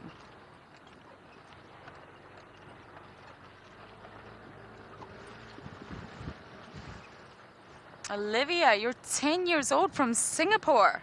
Hi, Olivia. You're asking about the Big Five. And to be honest, that's not really a term we try to use here. We try to avoid it. And I'll tell you why. But the Big Five are your lion, your leopard, your elephant, your rhino, and buffalo. All which we get here. We get every single one of them. We're just not allowed to show you rhino, I'm afraid. But we do have them. They occasionally pop up on the scene when they're not meant to, but we're just not allowed to put them on camera. So we do get all 5 of these animals here. And they're called the Big Five because, well, they're big, but it's also a hunting term, an old hunting term from long ago when it was the top 5 animals that hunters sort of dreamed of getting the chance to hunt, and that's where the term actually stems from.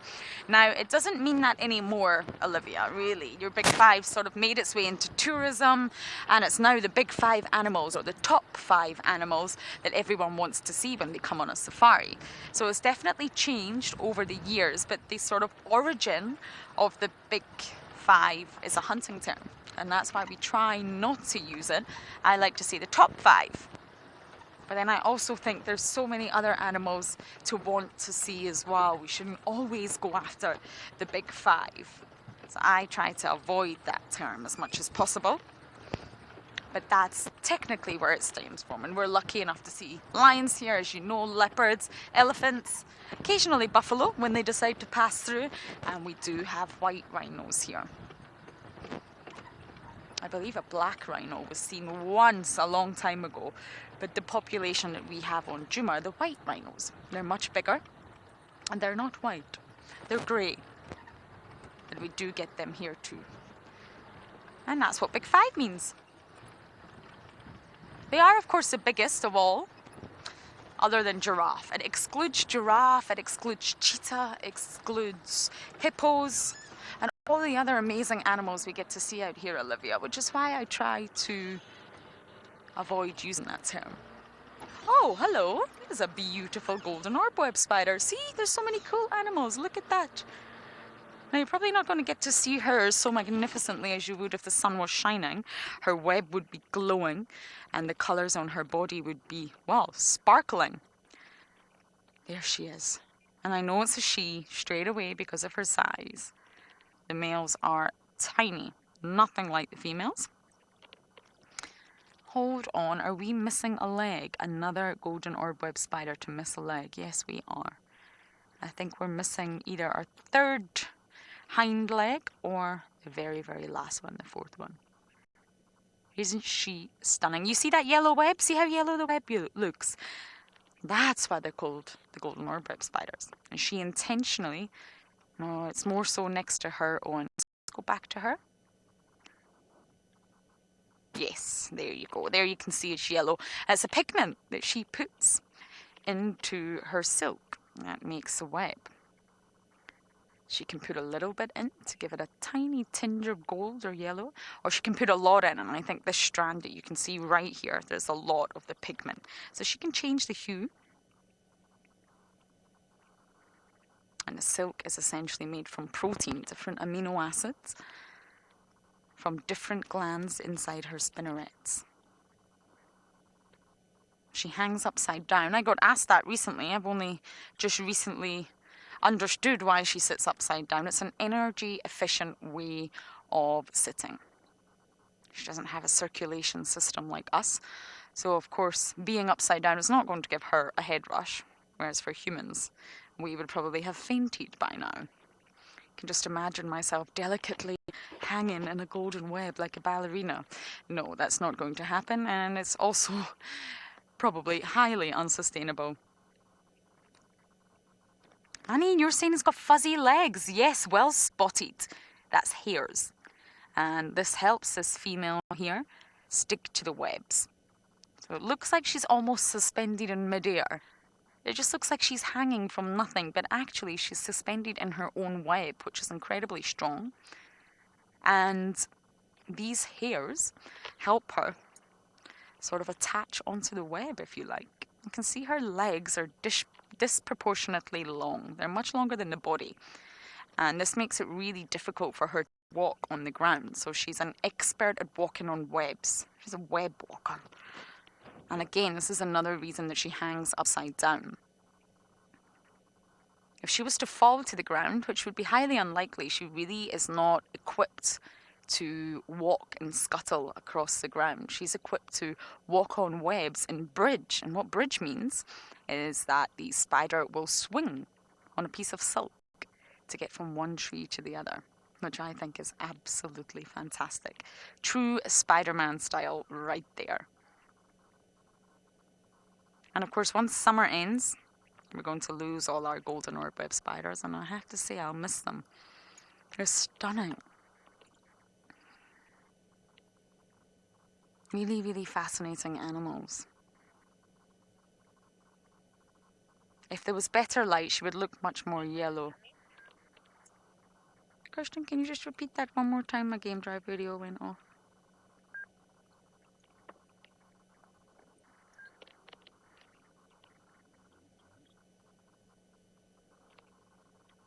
Sorry, Kirst, I didn't catch what you said there.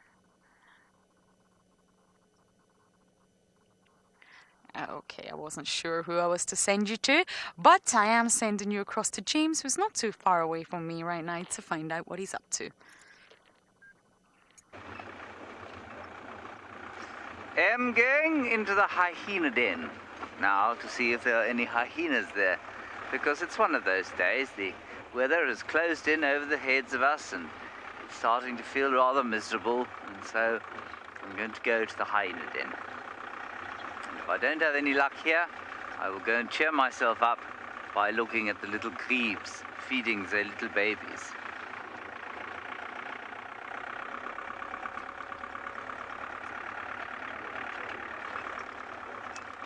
There are lots of tracks going back to the hyena den, so I'm hoping that whoever was at the clearings outside a camp this morning are perhaps here. They're playing with their new friends, the babies. Ah, what a lovely question. Do animals understand the connection between mating and offspring? Well, at the outset, I must state that I don't know, but I have a couple of thoughts on it. I want you to think about a virile young adult human who suddenly becomes enamored with a member of the opposite sex. And I mean this. Or think of yourself at that kind of young age where you suddenly become aware of the opposite sex, or of sex in general, and think to yourself, was your interest in that based on offspring, or was it based on something else entirely? And I think that you'll find, certainly my own experience as a youngster was that I certainly wasn't considering offspring when I became aware of the opposite sex. Now, we're obviously able to rationalize and think these things through, and so obviously to us, there are lots of hyenas here, obviously to us the connection is clear because we've been taught it from a young age that mating and offspring go hand in hand. But I'm not convinced that the drive to mate has with it the logical conclusion of offspring for most creatures. Now, we have got a very floppy-eared hyena there, and we have got ribbon. So, when an animal mates, when those impala rams are knocking about, screaming, roaring their heads off and thinking about establishing territories and mating with the females, I don't believe they're thinking about offspring at all. No, I don't think they're making that connection. It's just what they do. There's a third hyena off behind there, yeah. And I think that you'll find that the evolution of something like, or the evolution of pleasure in mating, which I think is there for most animals, is a function of the fact that, or it's a drive towards mating, because it's not something that an animal would do necessarily. And the more pleasurable the experience, the more an animal's likely to do it. But I don't think that they're thinking, this is going to give me children, or this is going to give me offspring. And I think the evolution of pleasure, certainly in that context, has got to do with encouraging an organism to mate so that there can be offspring. But I personally think that the two things are completely separate.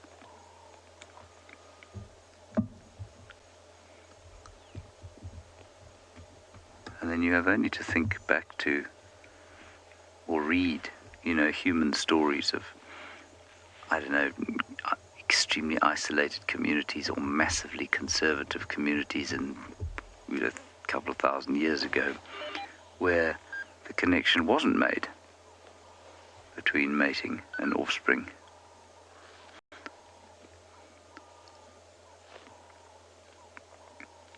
It's a beautiful question. Really one of those lovely ones that you could probably discuss for ages. So Ribbon is fast asleep. I suspect she's probably fed the babies already. There's also a green spotted dove, or emerald spotted wood dove, knocking about just behind her.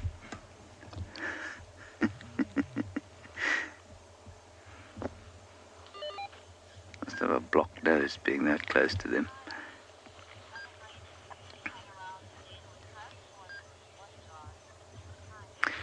Kylie, what normally forms in a hyena den is what we call a natal den or central den, and it's normally where the matriarch keeps her youngsters, and then others will often bring their youngsters as well.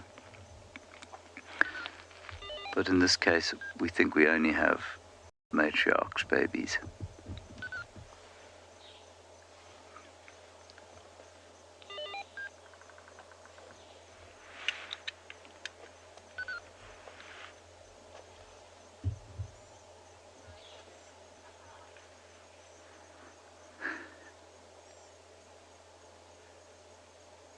Sorry about the radio. I'm just trying to listen what's happening with Tundi. Apparently she's hunting. If you're a new viewer, Tundi is a leopardess who we've followed for a long time. We know she's got 2 cubs, but unfortunately they're just off the reserve that we're allowed to drive on. It doesn't look to me like Ribbon ate last night. She looks, well, maybe a small meal. Here comes the wood dove again, to the right of Ribbon. Probably just behind some bush, there it is.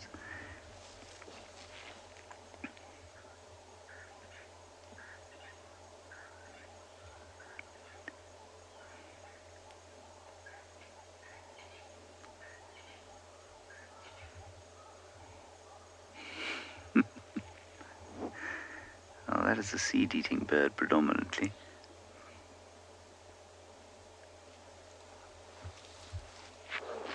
So what sorts of seeds it's finding there, I'm not sure. And off.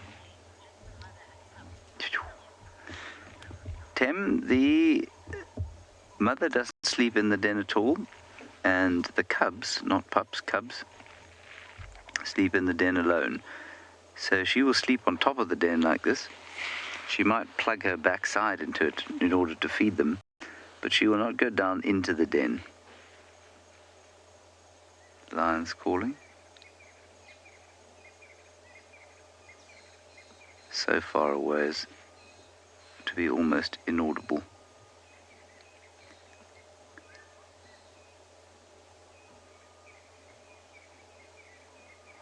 So, no, the adult hyenas, in fact, from probably around about 7 months, 6 to 7 months, they'll stop going into the den at all.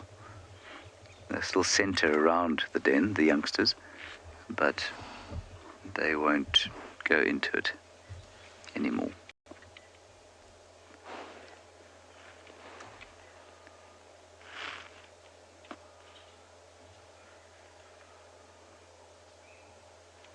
And all around, the roaring of the impalas continues.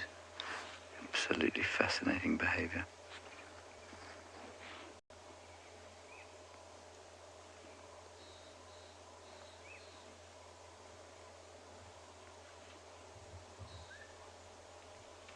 Oriole calling.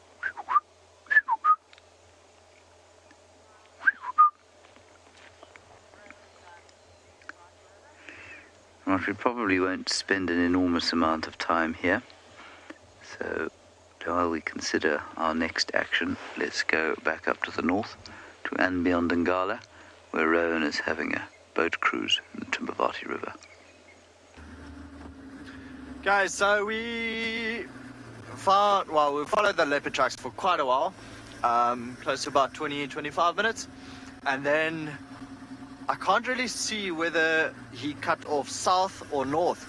So I just passed Pete and Nikki, and they are gonna spend a bit of time on foot I tried to get off the vehicle and walk around there, just to see which way it'd go or which way it went, but then couldn't spend too much time there, so we have decided to come check the river in one direction. But so far no trucks have crossed over here, so we're going the other direction. Maybe he did cut all the way south.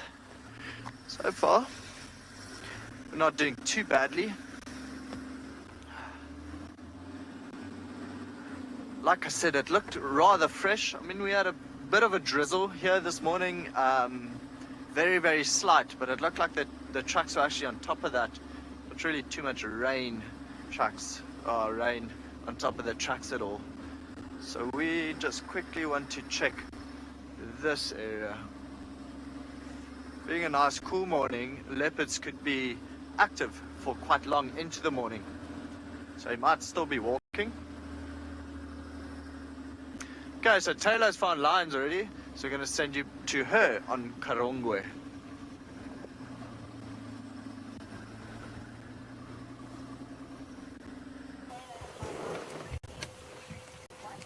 Hello everybody, sorry, look how cool this is. There's a bit of a situation going on over here. We're surrounded by a pride of lions at Karongwe. You can see, look at the male, how he's running. You may see a fence, so let me just give you the lowdown here very quickly. We are next to a boma, which is basically a smaller fenced off area. We're literally surrounded by lions, so I better not move my hands too much. We'll get into the dynamics. They're running right past the car. These are the sub-adults. So there's a boma here, and they're introducing wild dogs onto Karongwe Game Reserve. There's 3 wild dogs. The lions have now figured out, obviously, that the dogs are here. So that's what this fence is that you see. It's electrified, obviously, to keep predators and things like that out. And these boma areas, these quarantined areas, are very important for animals to also start getting familiar with their surroundings. So imagine if you had, say, a group of wild dogs that, say, was bred in captivity, for example, or they were semi-wild, and they were never ever introduced to any other kinds of predators at all. This is a very important interaction that they're having. They are safe. The lions cannot into this boma area. There is a 9,000-volt fence that pulses, just like the big game fences that we have surrounding the game reserves. So the dogs are safe in here, but the lions have obviously... Lions, wild dogs, you know what they're like. Lions being the apex predator other than the crocodiles in this area. They're definitely going to chase the wild dogs around. So the wild dogs and the lions are sort of having this really interesting interaction. And I think it's definitely going to be a story that we're following. Now, I know one of you are commenting on the male lion here. He goes by the name Sub-Zero. His dad was Zero, but unfortunately his dad is no longer around. And he's the most gorgeous male. So once these cats start settling down and stop running, I'm going to reposition and we're going to go and look for him, because he is an unbelievable lion. Like, you are all going to... Whew, well, I mean, if you were a young teenage girl and you were a lioness, let's just say it would be the poster that you'd have blown up and above your bedroom, or put up on your bedroom somewhere. I remember I had like Blink 182 and NSYNC and like all these different postbands. That male lion would be up there if I was a lioness. So we're going to have a look at him again and I'll tell you their story. But there's about 10 lions here in total. I'm just trying to angle my monitor to see what you're looking at. That's one of the young males. This is the second time I've seen the pride. I'm actually just going to my notes because I've never seen them. I've seen them once all together. You can see them just laying up there. So I just want to check which boys. So there should be seven sub-adults in total, and this pride doesn't have a specific name. This is the only pride of lions at Karongwe, so I'm assuming it would be the Karongwe pride of lions. That's what I think you can refer to it as. There they go, all on the go now. So 2 adult lionesses plus a beautiful black-maned lion that we saw right next to the vehicle. Taylor coming for David. Sorry, I've just David, I'm just live. Do you mind standing by? Okay, David's reposition. I'm going to just David right now. Let's go up.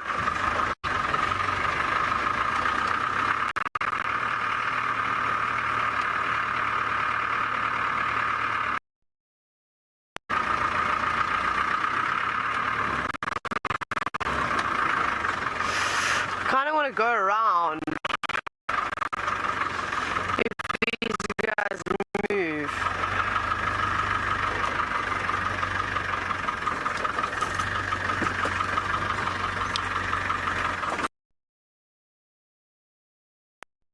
Look, here goes the dogs.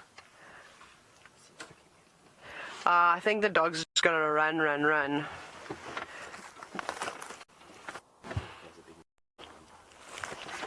Smile! Are we? No, we lost comms. I think so. I'm just gonna snap some pictures because this is amazing. You ready? Here he comes. I hope we're not live. I mean, if we're live, this is cool.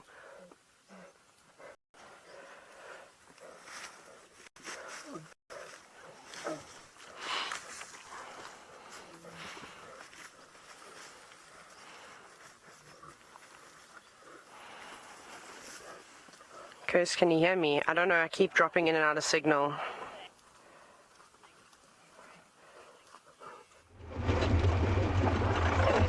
Sorry about that. That's just a simple function, I'm afraid, of the signal. But we'll get that back. We'll get it rectified. Very nice to have Karongwe with some lions. Excellent news.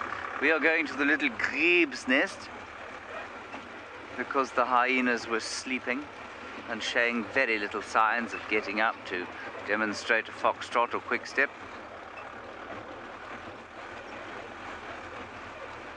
Ah, good. Well, while Djuma turns into a very quiet place, it would seem that those to the north and the west are enjoying lions.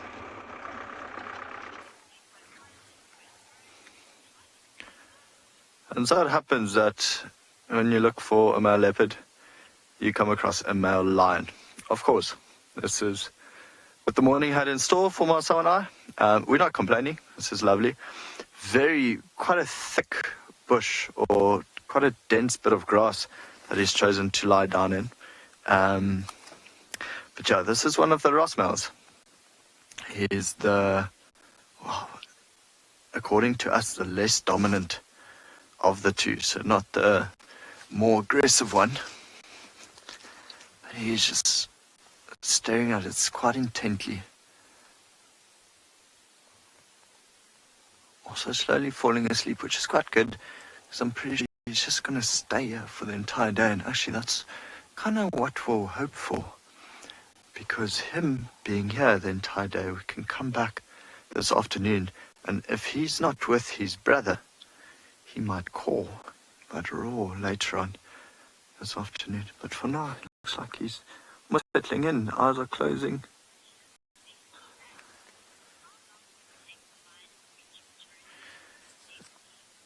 Lefty Banks has asked how long does it take for a male lion to reach maturity. Lefty Banks, I think a full-grown male lion, or a lion is considered full-grown at around 6.5 to 7 years. It's got its full mane and everything. However, you do find lions starting to take over territory, sometimes at the age of 4. It all just depends on how big they are and how aggressive they are. But fully mature, full-grown mane, around 7 years. However, saying that means some lions just have more of a mane than others. So you can see with the two Ross males, they don't really have the most impressive manes. Not very big at all. More like the bold type. Oh, looking our way again. Sorry, I didn't mean you bulge. Your hair looks fine. Oh, he's forgiven me. Oh, please stand up.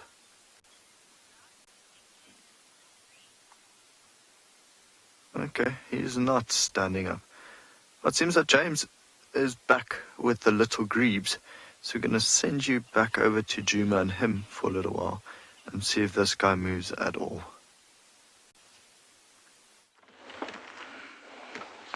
We are with the little Grebes. The one on the right-hand side is carrying the babies, I think. If you look at her wings, they are extended, and I think it's because the babies are underneath them. There we are. And the nest is just next to us. The eggs are covered, and there's one parent heading towards the eggs.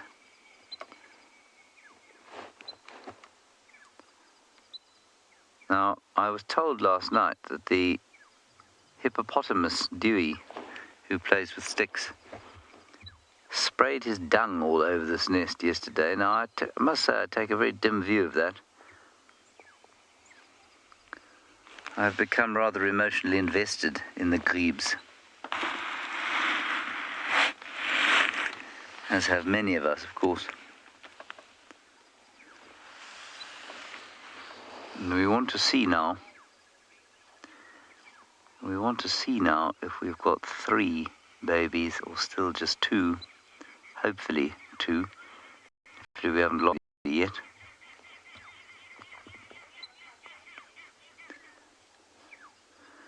My wife's complaining that it doesn't look like there are any eggs left in the nest, but that's just because they've been covered up, I'm pretty sure. There's the little baby on the mum. 2 of them peeping out.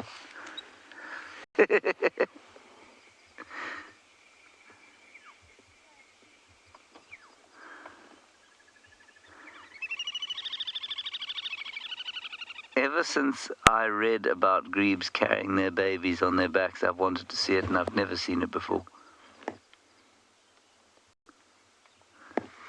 It's so cool. Look. Maybe hoping for a meal. Oh, the little one's swimming. One of them swimming.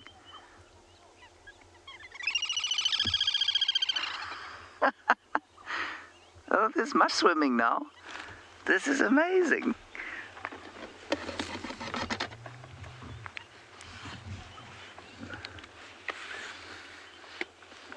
We are now having swimming lessons.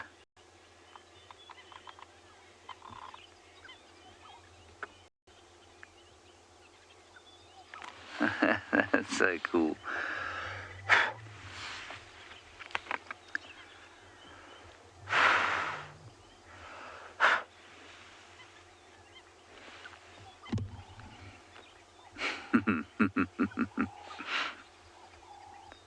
So I think we've still only got 2 of these things so far.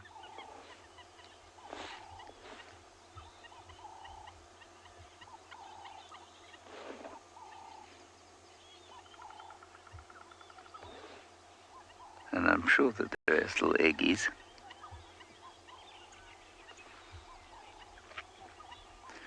Laura, I don't know, because the grebe chicks actually are, they climb into the water almost immediately on being born.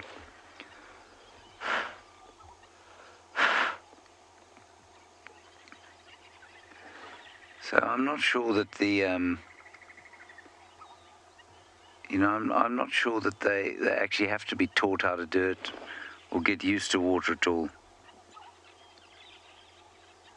I think that just happens.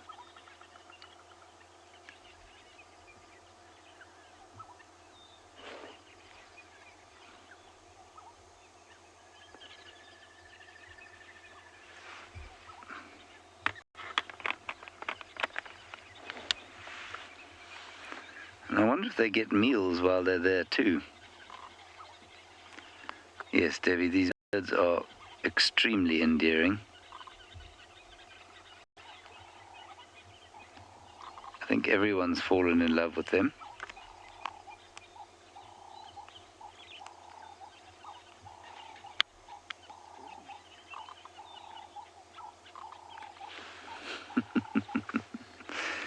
Are they both? She's now got both of them.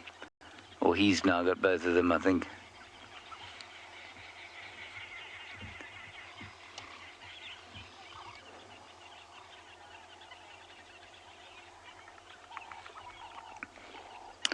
I suppose so, yes. Claudia, you're saying they're hitching a ride like many ladies in South Africa carry their babies. Yeah, that's probably true.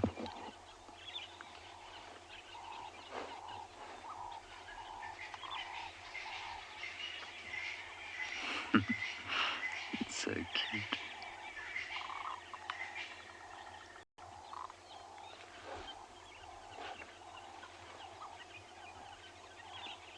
And Janine, you're saying you did see one getting fed on the back there. It looks like such a comfortable place to be, doesn't it?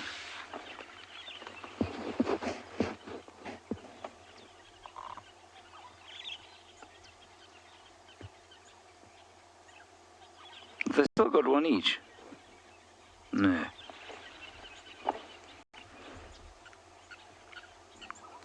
They're both on the one.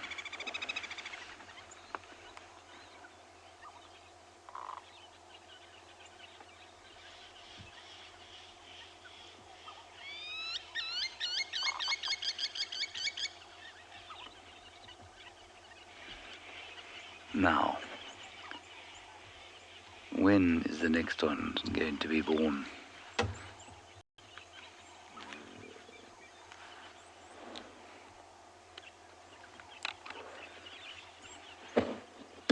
Now we've got both heads out. That's delightful.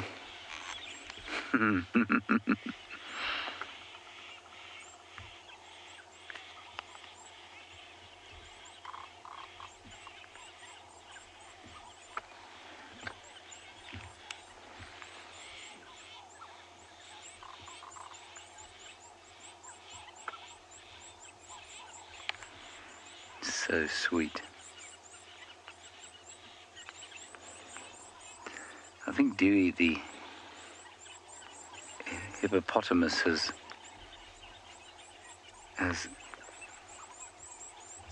gone.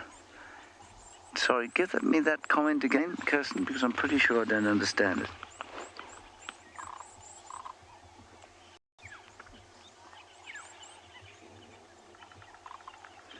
James Richard, you say that you know they're not related, but they remind you of loons. I don't know what a loon is. What is a loon? Oh, it's a kind of a duck. Thank you for that, James. Do loons do this? Do they carry their babies like this?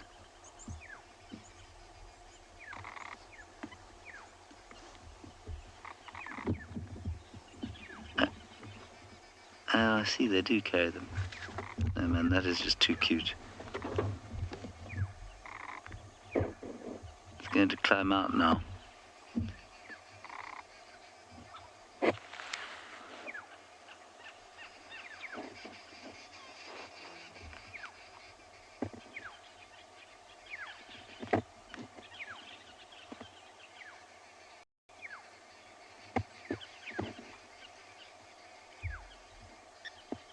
They're quite restless on the back there.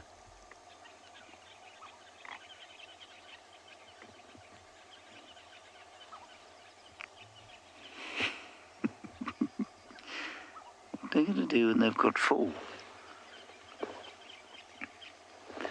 Now, apparently the eggs can take up to sort of 5 days between, or there can be up to 5 days between hatchings. So it wouldn't be surprising if they still had eggs. And I do seem to remember there being 2 for quite a time before there were 4.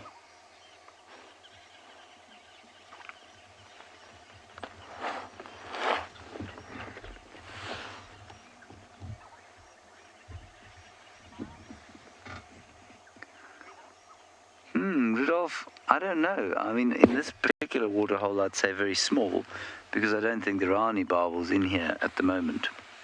Barbels, for those of you who don't know, catfish. And I don't think that this waterhole has been repopulated with barbel yet, because I haven't seen any evidence of them. I suppose that given that barbel will take pigeons even sometimes, I don't see why a large barbel wouldn't be able to hunt one of these little grebes. You'll probably find they're quite aware of what's going on under the water around them, though. But I don't see why it wouldn't be possible.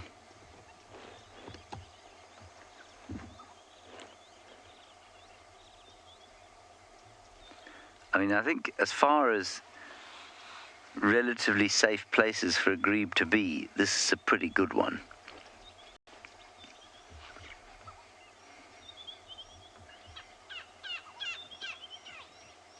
short of living in a suburban garden, except then a house cat would take you, I suppose. All right, Taylor's managed to find some signal again. I'll sit here for another couple of minutes. You go back to eco-training Karongwe and the lions.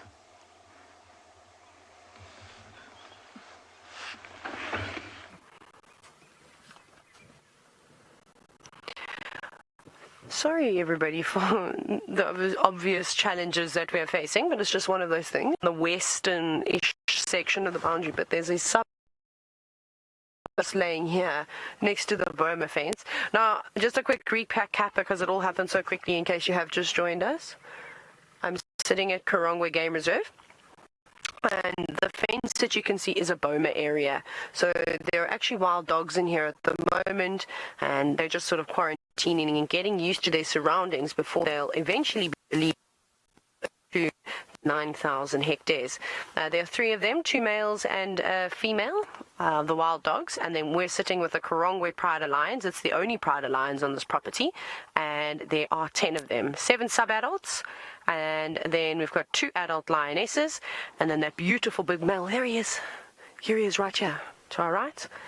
Look at him. Now we're going to get an incredible view, and I don't think that, other than seeing Scarf in the Lion King, maybe in the Mara, we probably are not going to see another pretty boy like this. Although the Notch 1 and Notch 2, they weren't bad-looking boys too. Definitely were something to look at. He is a big lion, beautiful big belly. They must have eaten something last night at some point. Off he goes down there. I am going to try and go down to where these lions are sitting. So, Kirst, I don't know if you can maybe bear with me. We might drop the call, but the signal does improve if we can get up and onto the other side.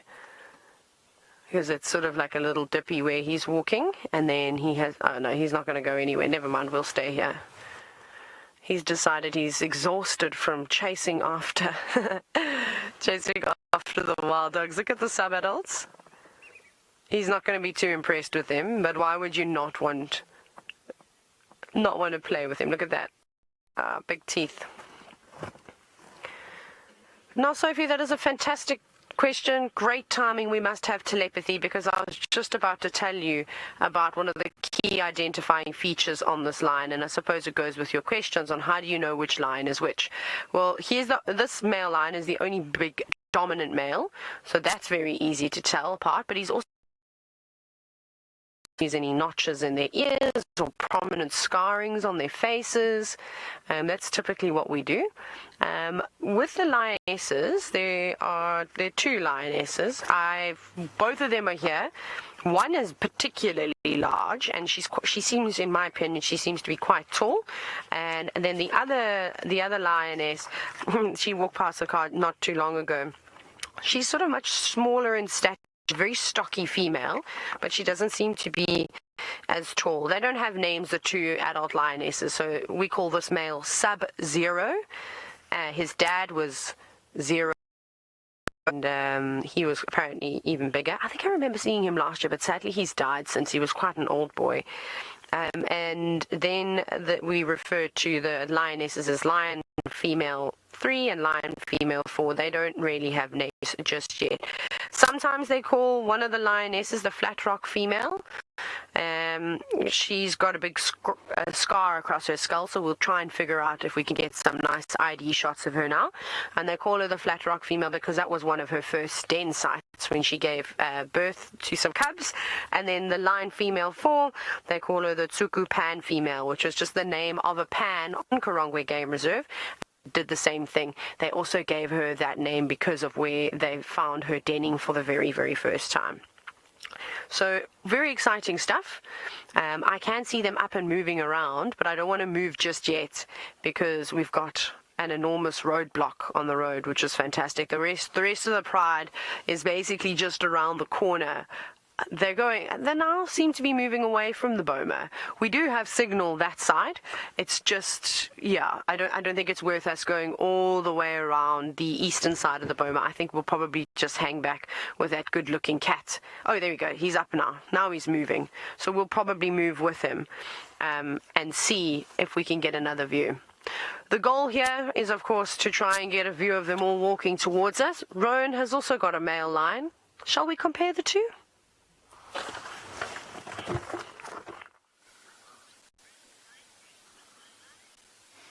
I'm glad that Taylor's line is moving. Ours is not.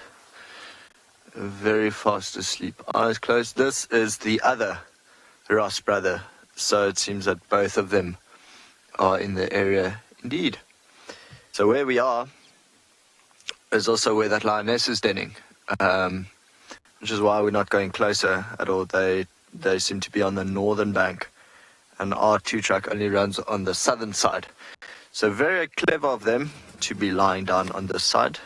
No, we can't get to them. Of course, they don't know that. They just decided that that's a comfy spot. But yeah, here's the other. Oh, there we go. I think it's a vulture that flew over that disturbed him a little bit. But at least you guys know he's alive.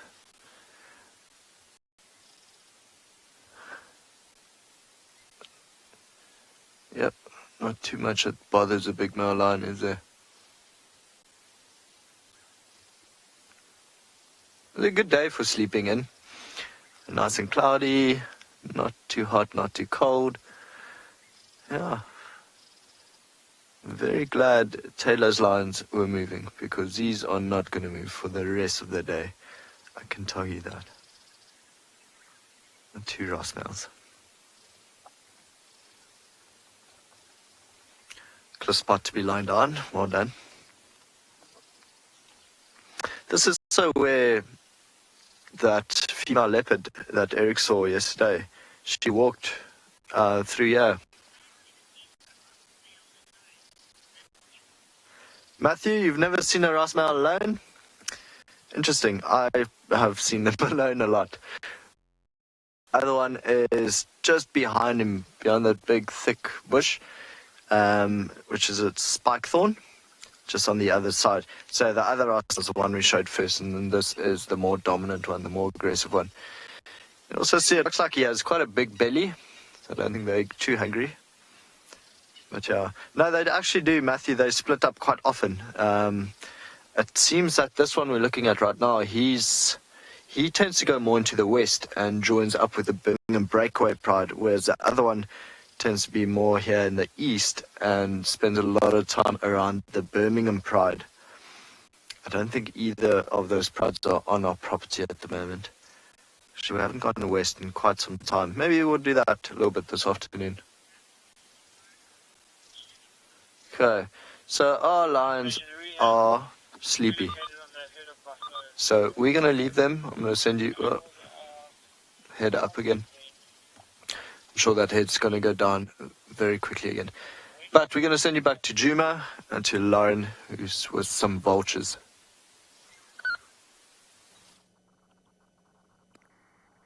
We're actually at the giraffe carcass, and there's hyena action as well as vulture action.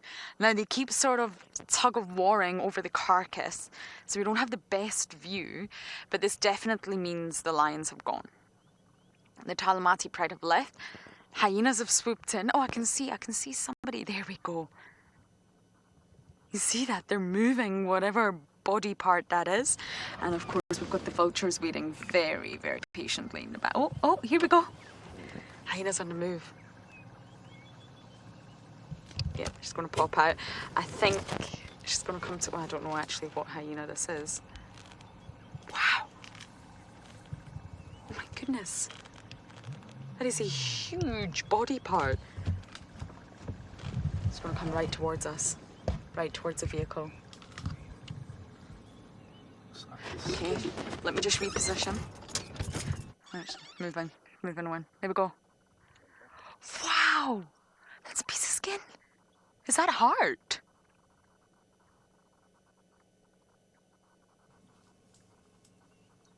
Oh goodness, that was some form of hyena skin. Okay, let me go closer, Rowan. We can definitely get closer. This hyena has just crossed onto Djuma, which is great news for us. We can actually get closer. Can't believe that. The smell is like nothing I can describe to any of you. It's so rancid, so putrid. I need to get a better look at this hyena for an ID. Oh, and tell me when. There we go. Perfect ears. Hello, I see what you have. Yes, I do. No one else knows you have that.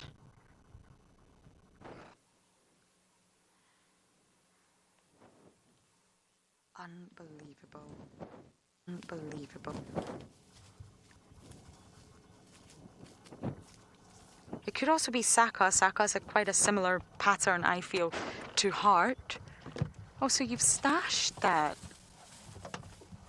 It's not Saka. Look at that muddy. I've definitely been sitting down somewhere. Stashed that large piece of skin. Yes, many of you are saying it looked like a giraffe rug. Oh, it was not pleasant to see, was it? It was definitely the skin, as much as I could tell. It's gone back for more. Can only one hyena though, which is baffling. There has to be another one. The vultures are sitting patiently in the tree. There has to be more hyenas. There has to be. This is absolutely incredible. It's definitely worth taking note where that giraffe rug was stashed for this afternoon.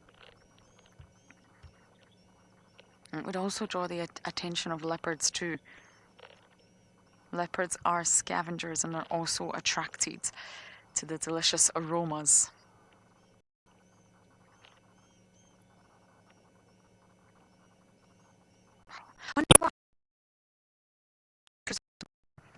It wouldn't be a hyena that would put them off. They're making a move. Oh, apparently I have a signal here. So while I reposition, we are sending back across to James. We're still with our grebes, just enjoying them. They're doing a little bit of swimming around the place. And Dad or Mum's just joined the other parent. Done a bit of feeding, but still one parent is carrying both.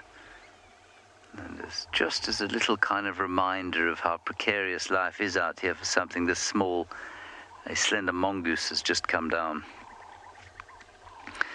Sassy Cassie, the grebe feeds chicks exactly what she eats. So just a few water insects. If they can find a tadpole or a frog or something like that, she'll do that. And it's just you'll see as soon as a parent approaches the babies, they open their mouths in typical kind of nestling fashion. You see them open their mouths in a desperate attempt to beg for food.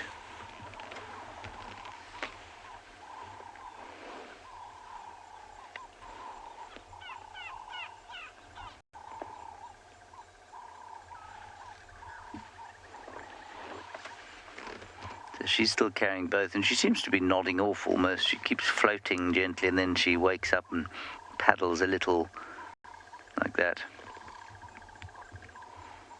Very tiring being a parent of two little grebe babies.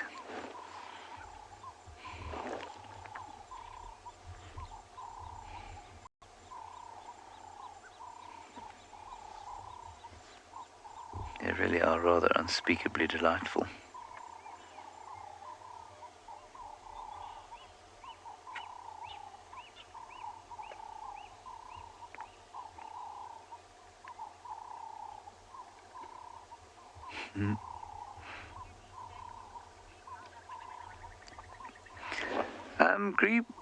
Grebe. Julie, I think that a grebe has a tail. It's just a very short one, I guess. I'm sure it has no tail. Doesn't look like it's there. It's a bit of a tail.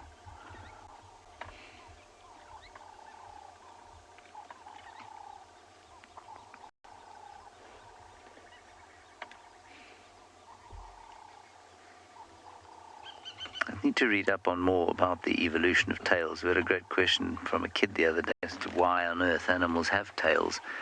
The best I could come up with was that for mammals, it protects the most vulnerable parts of the body and access to the most vulnerable parts for things like parasites. But, was that true of the dinosaurs? I don't know. I suspect that tails originally evolved for one purpose and then have kind of diversified in purpose. Linda, a baby grebe is known as a cub, a grebe cub. Bet you didn't know that. That is, of course, a lie. It's not known as a grebe cub. I don't know, just a check, I guess. Officially, a grebling I quite like. Let's go with grebling. I doubt that's an official ornithological term, but I think we should go with it. I guess it would just be a chick, though, officially.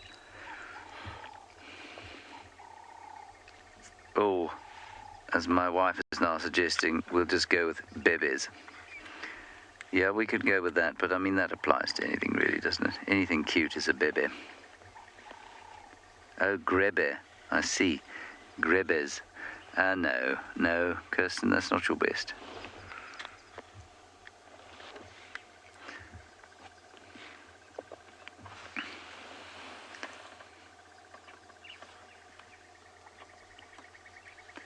Yes, that is very, very sleepy grebe, that one. Now, I wonder if that's dad or mum, because the other parent is doing a lot of work swimming up and down trying to find food. I missed that one, Kirsten.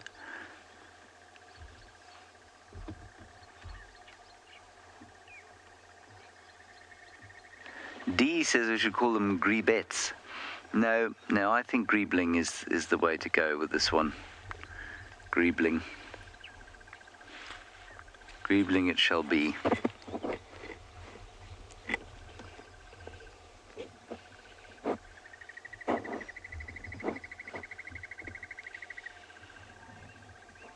Right, we now have got a very interesting situation with Taylor, where the lions are observing the wild dogs, which must be quite unnerving for the dogs.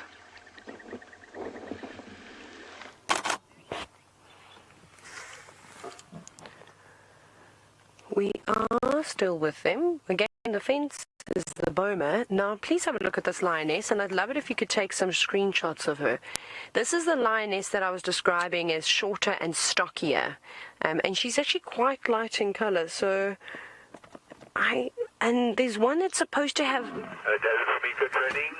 Sorry, I'm just turning this radio... I'm turning the radio off for 2 seconds. Hello, big boy. So he's also just popped out. They've had a drink of water. So I'm trying to get ID shots on the females because I haven't worked out which one is just... Well, this lioness is much shorter than the other, like much short. Look, it's actually quite funny. It's like she's a dwarf lioness. Much taller than her. But even though I say that, look at the size. It hits the gym often, that's for sure. So now we're going to be surrounded. Everybody gets to see the male, especially those young boys. There we go, 2 of the young sub-adult males, not particularly interested.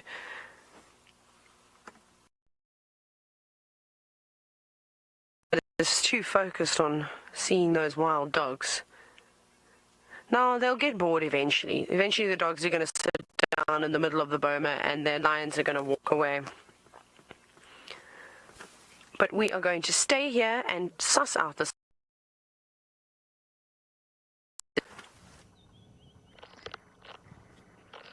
This is on Djuma. We've spotted a hyena with... Look at that.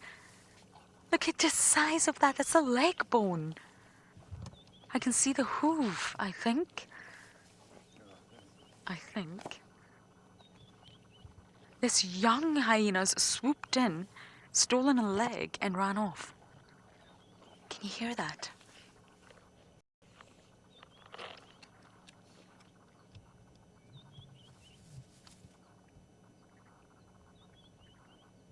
Always looking around, always checking there's no one coming from behind. There's no one coming to steal your piece of giraffe. The lions would leave that behind. The lions would leave the skin and the bones and the hooves. Hyenas will eat up everything. Can you see that? It's a leg. A giraffe's leg. This is incredible.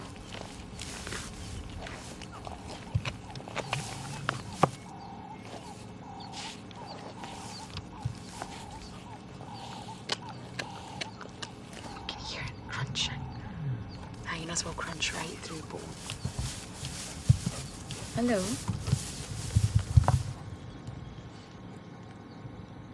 Please don't eat my tires. No, go back to your bone. Thank you. Nervous. Hyenas know they're chancing it, and at any point, anyone could approach. We once watched Pretty, a hyena female that we believe we've lost, run through quarantine with a huge piece of something, another rug of some sort, antelope rug, in her mouth, and Hosanna, our male leopard, jumped from behind a tree and took it right out her mouth. Everybody scavenges from each other out here. Hyenas have the worst reputation for it, but everybody steals when they can.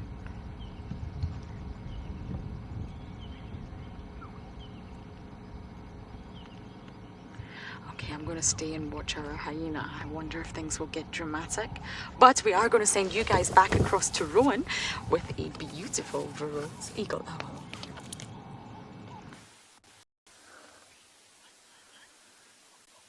Actually, I'm rather jealous. I also want to see a hyena carrying a giraffe leg. So it's almost become a little habit now, when we're in the area, just to come say good morning to this Verreaux's eagle owl. It is a youngster again. You can see there's a bit of fluff on the head. But, so yeah, I mean, we've done quite well.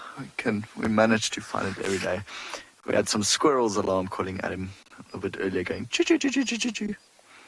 Now I was just watching vultures fly over. It looks like there's a white-backed vulture trying to reconstruct its nest that it just washed.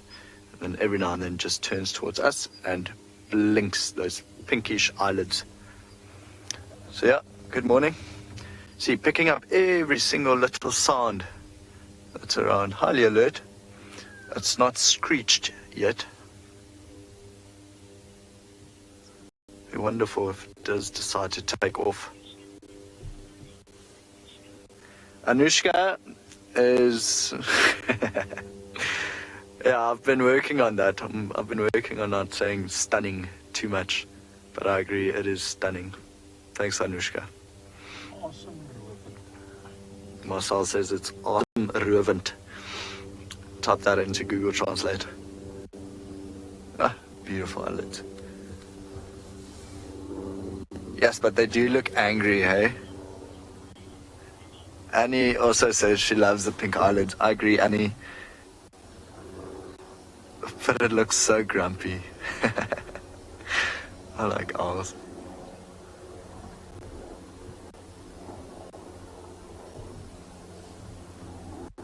It's nice of it to sit out in the open a little bit. The other day we had it quite in some, like a very thick tree. So today this is quite nice, and it's strange that there are no other birds trying to mob it, trying to like chase it out the tree.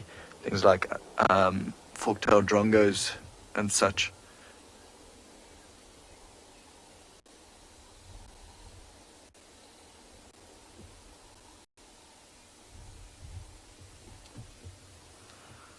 How cool that it can turn its head completely the other way and still look up.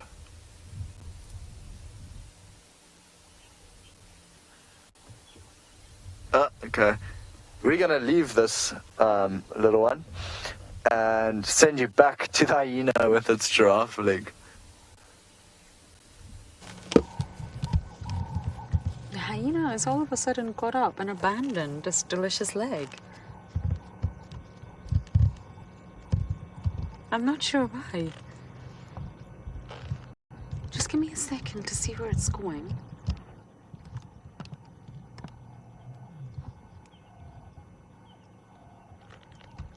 Sir, you ready to follow Owen? We're going to leave this lovely, smelly delicacy on the ground. I wonder if he's doing what the other one did and going back to try and steal more. And they're keeping their sort of stolen collections scattered all around to come back to later. That's a possibility. Now, where did you go?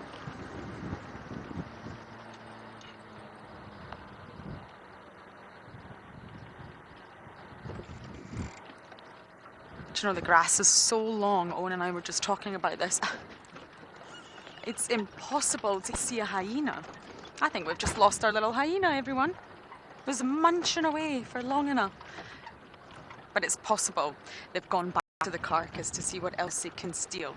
It's very intelligent. Steal what you can, get your snack, hide it for later, keep going back for more, and build up a little collection. It would not surprise me if the hyena is just over here. And I think that's what Miss Ribbon's belly was full of yesterday. Sassy Lime, you're saying the giraffe's leg was a gift for me from the hyena. Oh, I'm so lucky.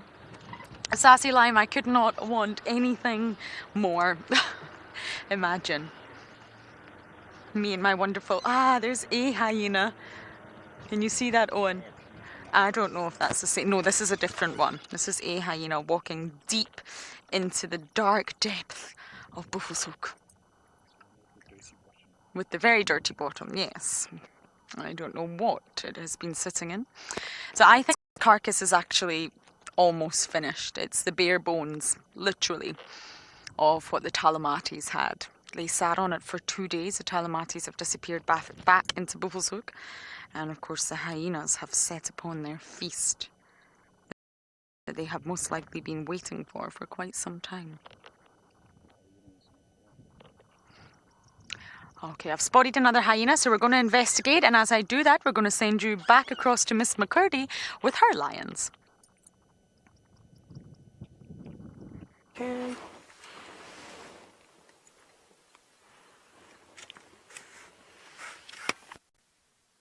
How exciting, what another morning filled with all the action. And that's definitely the case at Karongwe, because we're still with the Karongwe Pride Alliance. But they're just laying about now. I feel like the dogs have tired of the, well, not cat and mouse game, dog and cat game. And they have decided to rest up in the middle of the boma, but who knows, they could come charging out. The lions also looking a little bit a little bit tired. I think they've spent most of their energy now. And it is a nice, cool, overcast. So too far from here. It looks like they're starting to rest up now. Those eyes are growing heavy. They're not charging up and down the road. I think they must have been playing here for quite some time. And from where they were yesterday afternoon, they've walked an enormous, huge distance.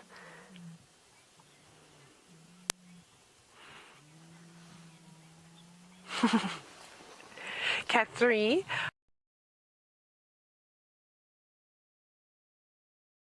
Adult males was quite funny too long ago, but they were all right up on the fence, and basically one touched it. I don't know if it was with its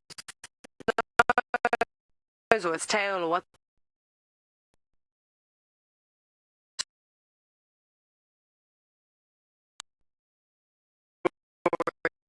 it was, but you heard that sound, and I can talk from experience. Remember, trying to keep predators in or out, and then on the boundary fences they're definitely trying to keep things like elephants and buffalo and hippo and all those wonderful things.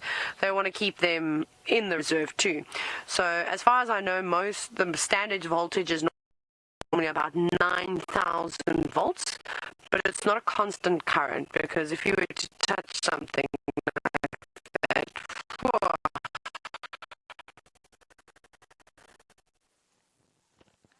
Oh, sorry about that. Once again, I'm not too sure what happened. You will not believe it. This is a third hyena. I don't know this hyena. This is not from the Djuma clan, who has came and the rug.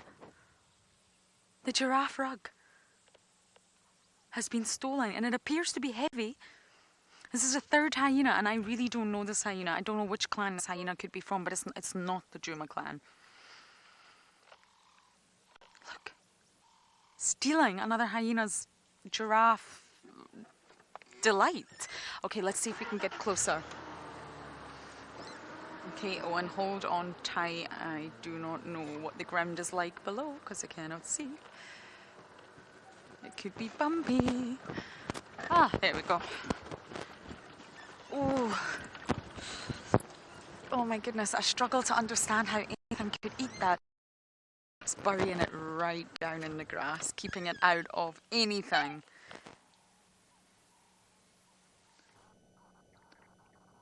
Jen, they tend not to, but I have seen hyenas crunch through hooves. They can crunch right through them. The hooves are, well, essentially made from keratin, layers upon layers of it, which is a very strong material in the animal kingdom, within ourselves as well. But generally they do leave hooves and horns. But hyenas will eat bones and skin. Which way did it go? It's going to go. Okay. It's foul smelling. But yes, that's the two things that the hyenas normally leave. I've seen hyenas eat the sort of rumen pouch of the stomach also, which most other predators, your lions and leopards, leave. Because it just contains, well, rumen, delicious vegetable matter, which your carnivores do not want. Okay, I've lost this hyena. Did it go this way or this way? Okay, let's try for one more view because I don't know who this hyena is. Now the Elephant Plains clan individuals are spotted sometimes, and they're the neighbouring clan to the Djuma clan. But we are quite far north, so it might not be. It could be a completely different clan all round.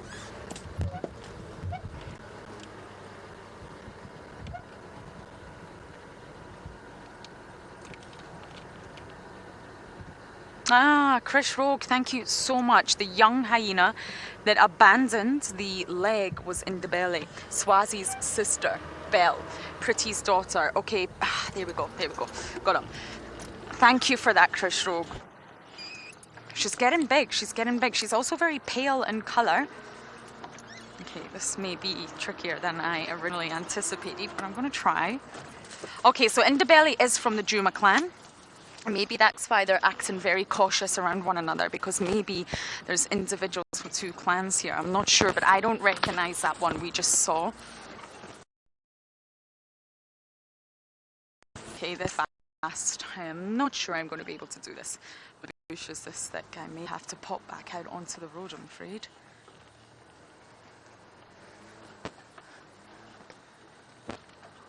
Ah, there we go. You ready, Owen? We have a hyena. The grass is just too long to properly see the animals. I am a tiny little bit excited for winter to come. Who are you? Look at your perfect ears. So perfect. This is another different hyena. Sorry, everyone. I thought I was following one. This is a completely different hyena who has been lying in the mud. Can you see that? Yes, you are caked in mud. If I was your mother, I would have you in the bath immediately. Okay, sorry, we've came across a fourth hyena. Got an unusual marking on her chin. Do you see that? And who this hyena is, oh wow, look how filthy this hyena is. I think someone's been having a mud bath. Okay, hyenas are appearing fast and furious here. I don't know where that other one went then. So we lost one and we found another. Not bad. Okay, let me try and navigate around here. I'm not sure if we made the wisest decision to come into this thick block. Hello, I see you. Okay, we're going to get another view of this one. It's going to walk right in front of the car. Chris Rogue, I know, we need the spot pattern. I'm going to look back and see if I can get any sort of screenshots after drive today. But I immediately didn't recognise it. But I don't know the Djuma clan like I used to, because we rarely get to spend time with them. So we'll work on that together, Chris Rogue. Absolutely. Let's see if we can get an ID.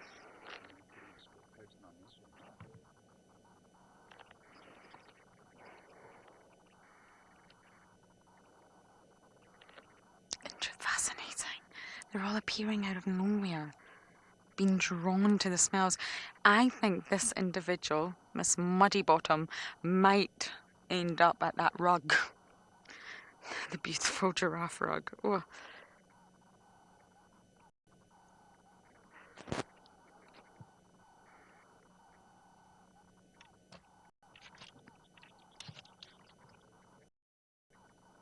Fascinating.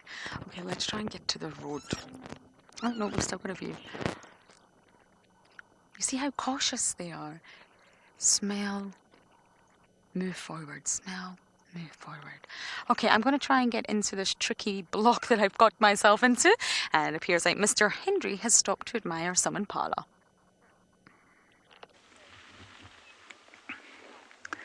Yes, the inevitable, daily, and very important impala segment is what we're doing now.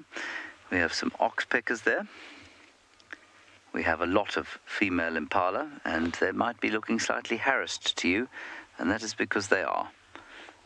Their ram, not by their own choosing, is behind us. He is harassing one of their number, and so far, or at the moment, they are being left alone. Soon he will return to burp and belch at them, and they will roll their eyes.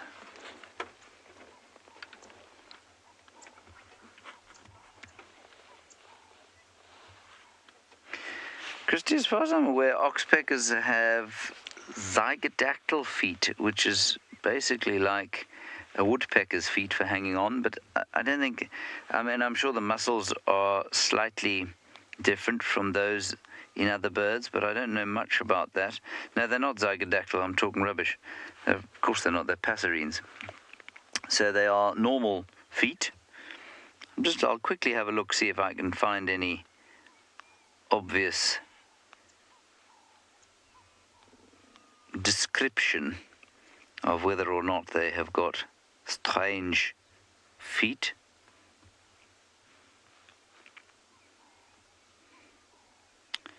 Conservation mulch, geographical variation, none. Red-billed oxpecker, no. I don't, look, there must be some kind of modification, but I've never read anything about it that suggests it's particularly astounding.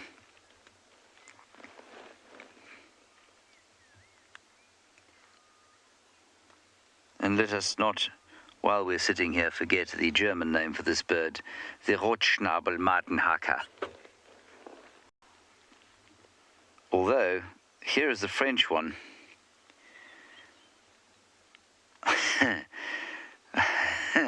Please excuse my pronunciation here. Piquet-bœuf à bec rouge. Piquet-bœuf à bec rouge. Piquet-bœuf à bec rouge. Ah, bonjour, piquet-bœuf à bec rouge. The Portuguese also unpronounceable. I'm assuming something like pica-bois de bico vermeshlo or something like that.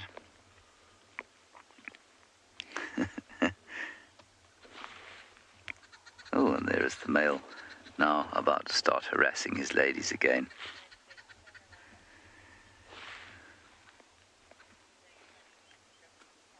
He was pulling a face clearly at my pronunciation of the Portuguese for red-billed oxpecker.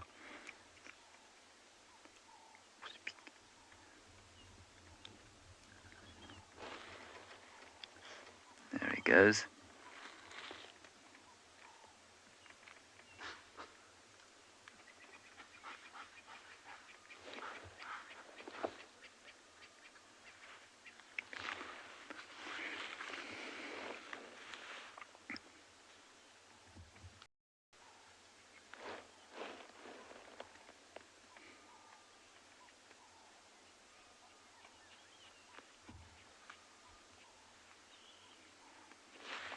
good.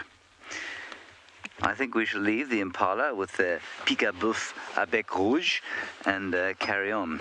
Pique-à-bœuf avec rouge. That's as good as Rotschnabel Madenhacker, I think.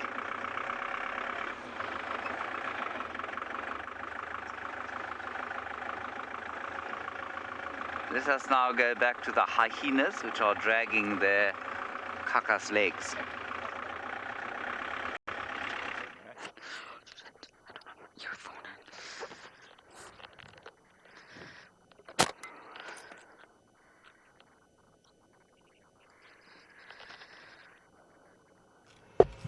Now this hyena is directly behind the car. I still haven't figured out who this is. Listen to the noise crunching on the skin.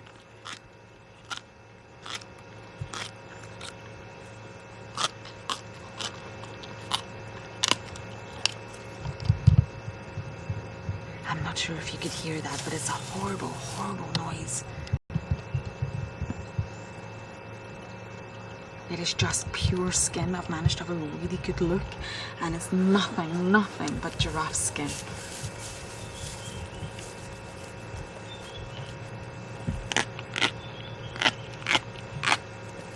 You hear it now?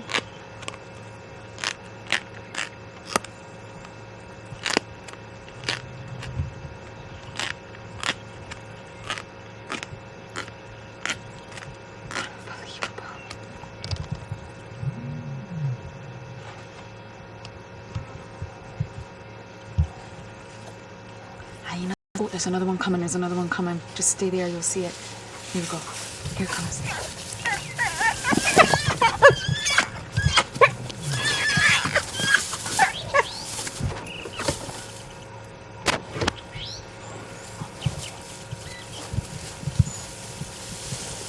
The bigger one took it. The bigger one's got it.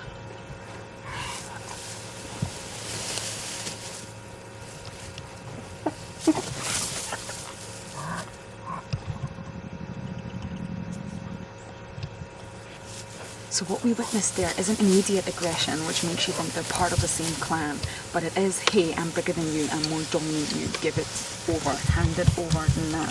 But it's not immediate aggression.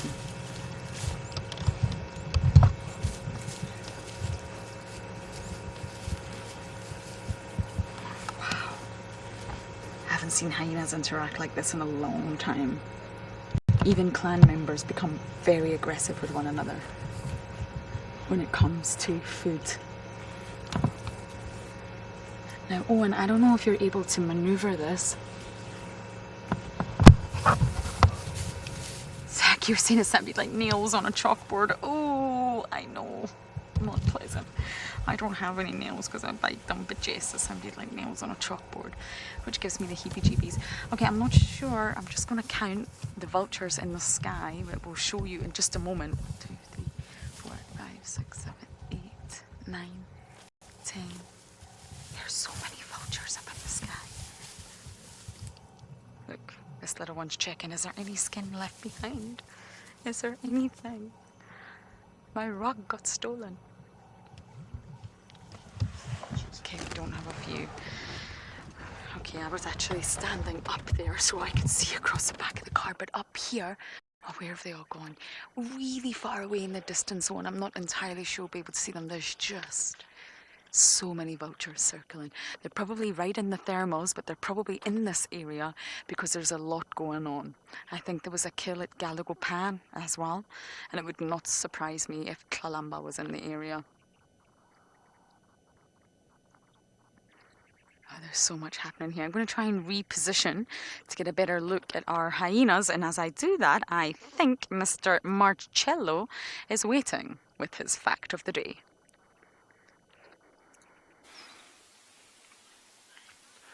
It's come to that time of the morning where it's mid-morning fun fact from Marcel. Quick fun fact about Marcel.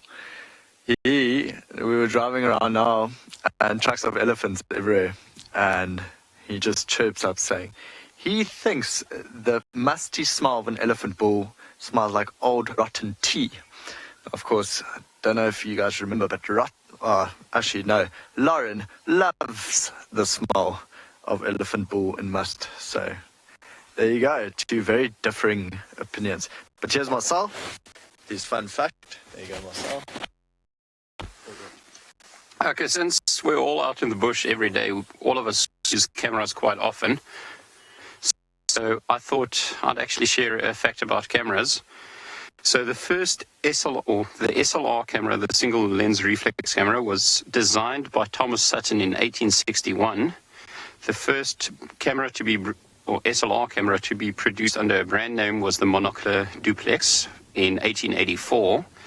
But these were all medium format or large format cameras. So they used a frame size larger than 36 by 24 millimeters. But the first 35mm was built by the Soviet Union, but it was never produced as a mass production. It was just a prototype. It was the Sport in 1934, and the first 35mm to be produced on a production line was the ERG Kine Exacta. And I found myself fortunate enough to have one as well. And I can say the workmanship on it is phenomenal. So yeah, for all the South Africans, I hope you have a wonderful Freedom Day. In lockdown. Marcel, can you hear that?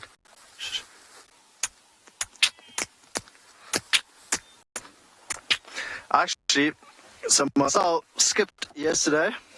We are getting closer to episode 20, and if there's enough pressure from the viewers, Marcel's going to have to dance. I'm not forgetting about it. It's 17 or 18. This was supposed to be 18, but because you skipped yesterday, today is 17, right? Marcel's being naughty. We're going to get him a nice top hat and a dancing stick, and he's going to have to perform. James has also got an interesting fact. We're going to send you over to Djuma so he can tell you all about it. I don't know how interesting it is. Simon asked me to check out the name of the yellow-billed oxpecker in Afrikaans. And what I've got here is Geelbek renostervoel, which basically means a yellow-billed rhino bird. Right? Am I missing anything there? Geelbek renostervoel. Yeah? I mean, I'm not sure why you wanted me to check that one up, but maybe I'm missing something. I'll give it to you in French as well, the picaboeuf à bec jaune. What was that?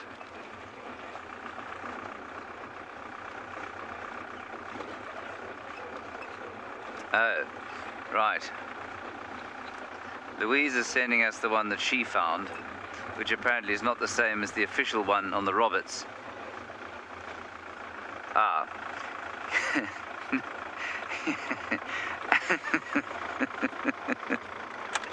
All right. Now, I'm not going to read this out.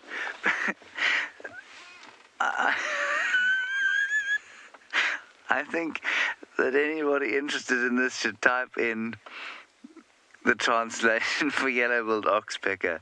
Geel, it says yellow, and somehow oxpecker has been translated to ossivar, which means ox wagon.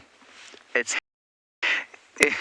the middle word that I am unable to read out live, because if you think I've been offensive before, some of you, the reading out of that word will be it probably result in my losing my job.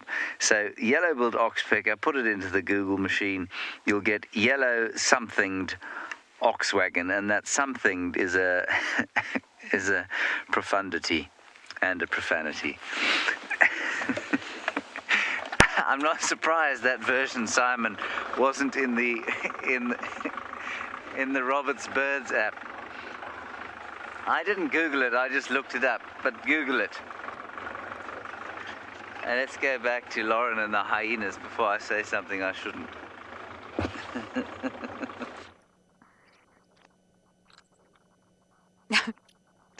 I hope you don't say something you shouldn't. Yeah, we're still munching away. Listen.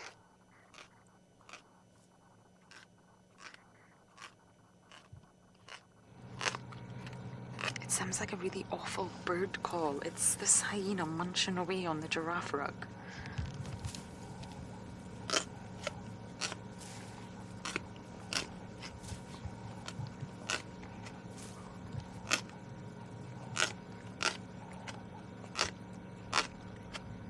What an awful sound. It's awful.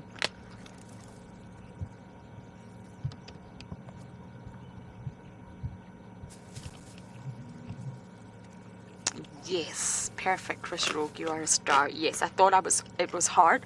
Hart was the original one that took that rug and stashed it. And the interaction that we just saw there was Hart stealing from Indabelly. And Pretty was Indabelly's mother, who was second in after the matriarch Corky back in the day. And we believe that Pretty, unfortunately, has passed away, and Hart has risen in the ranks. So what happened there was, they're still part of the Djuma clan, so it wasn't direct aggression, but that interaction was, hey, Indabella, I'm more dominant than you, I'm an adult, I'm bigger than you, give me that giraffe skin. And of course, Indabelly's more submissive and let Hart take it. Thank you, Chris Rogue. I was convinced it was Hart when we first saw her. But that other hyena, that third one, I really don't know. I genuinely don't think I know that hyena.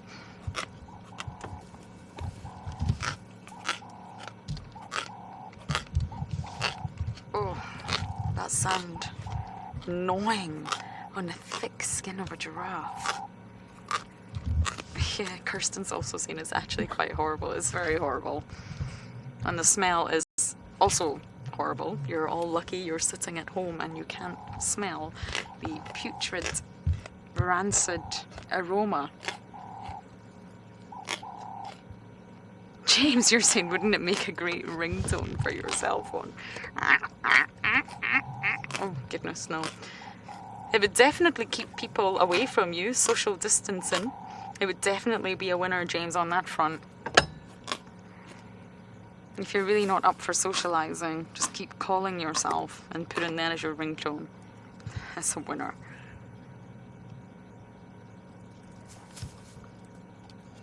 I can't even begin to see how any animal could enjoy eating this, but clearly they do. I can imagine the hyenas have been on this for some time. That's why we're just seeing odd leg bones and skin. The lions probably left it last night, I would imagine, I would guess.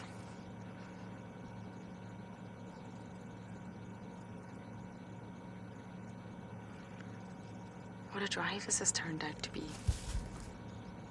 As many of you know, I am crazy about the spots. Hyenas, leopards, and cheetah. And I spent a lot of time in the Masai Mara with cheetah. So any of those animals make my day. Hyenas can be disgusting. Yes, you can be. But they're also fascinating, bizarre, and just weird and wonderful to watch. Maybe minus the sound effects. There we go, that ringtone's about to go off again. Oh, what a good drive it has been, catching up with some of the Djuma clanners. And of course, it came to the end of the drive. It's that time of day where we must say goodbye. But a big thank you from everyone here at Djuma. And of course, Taylor over at EcoChain and Karongwe, and over at andBeyond in Ngala. From all of us, big thank you and goodbye.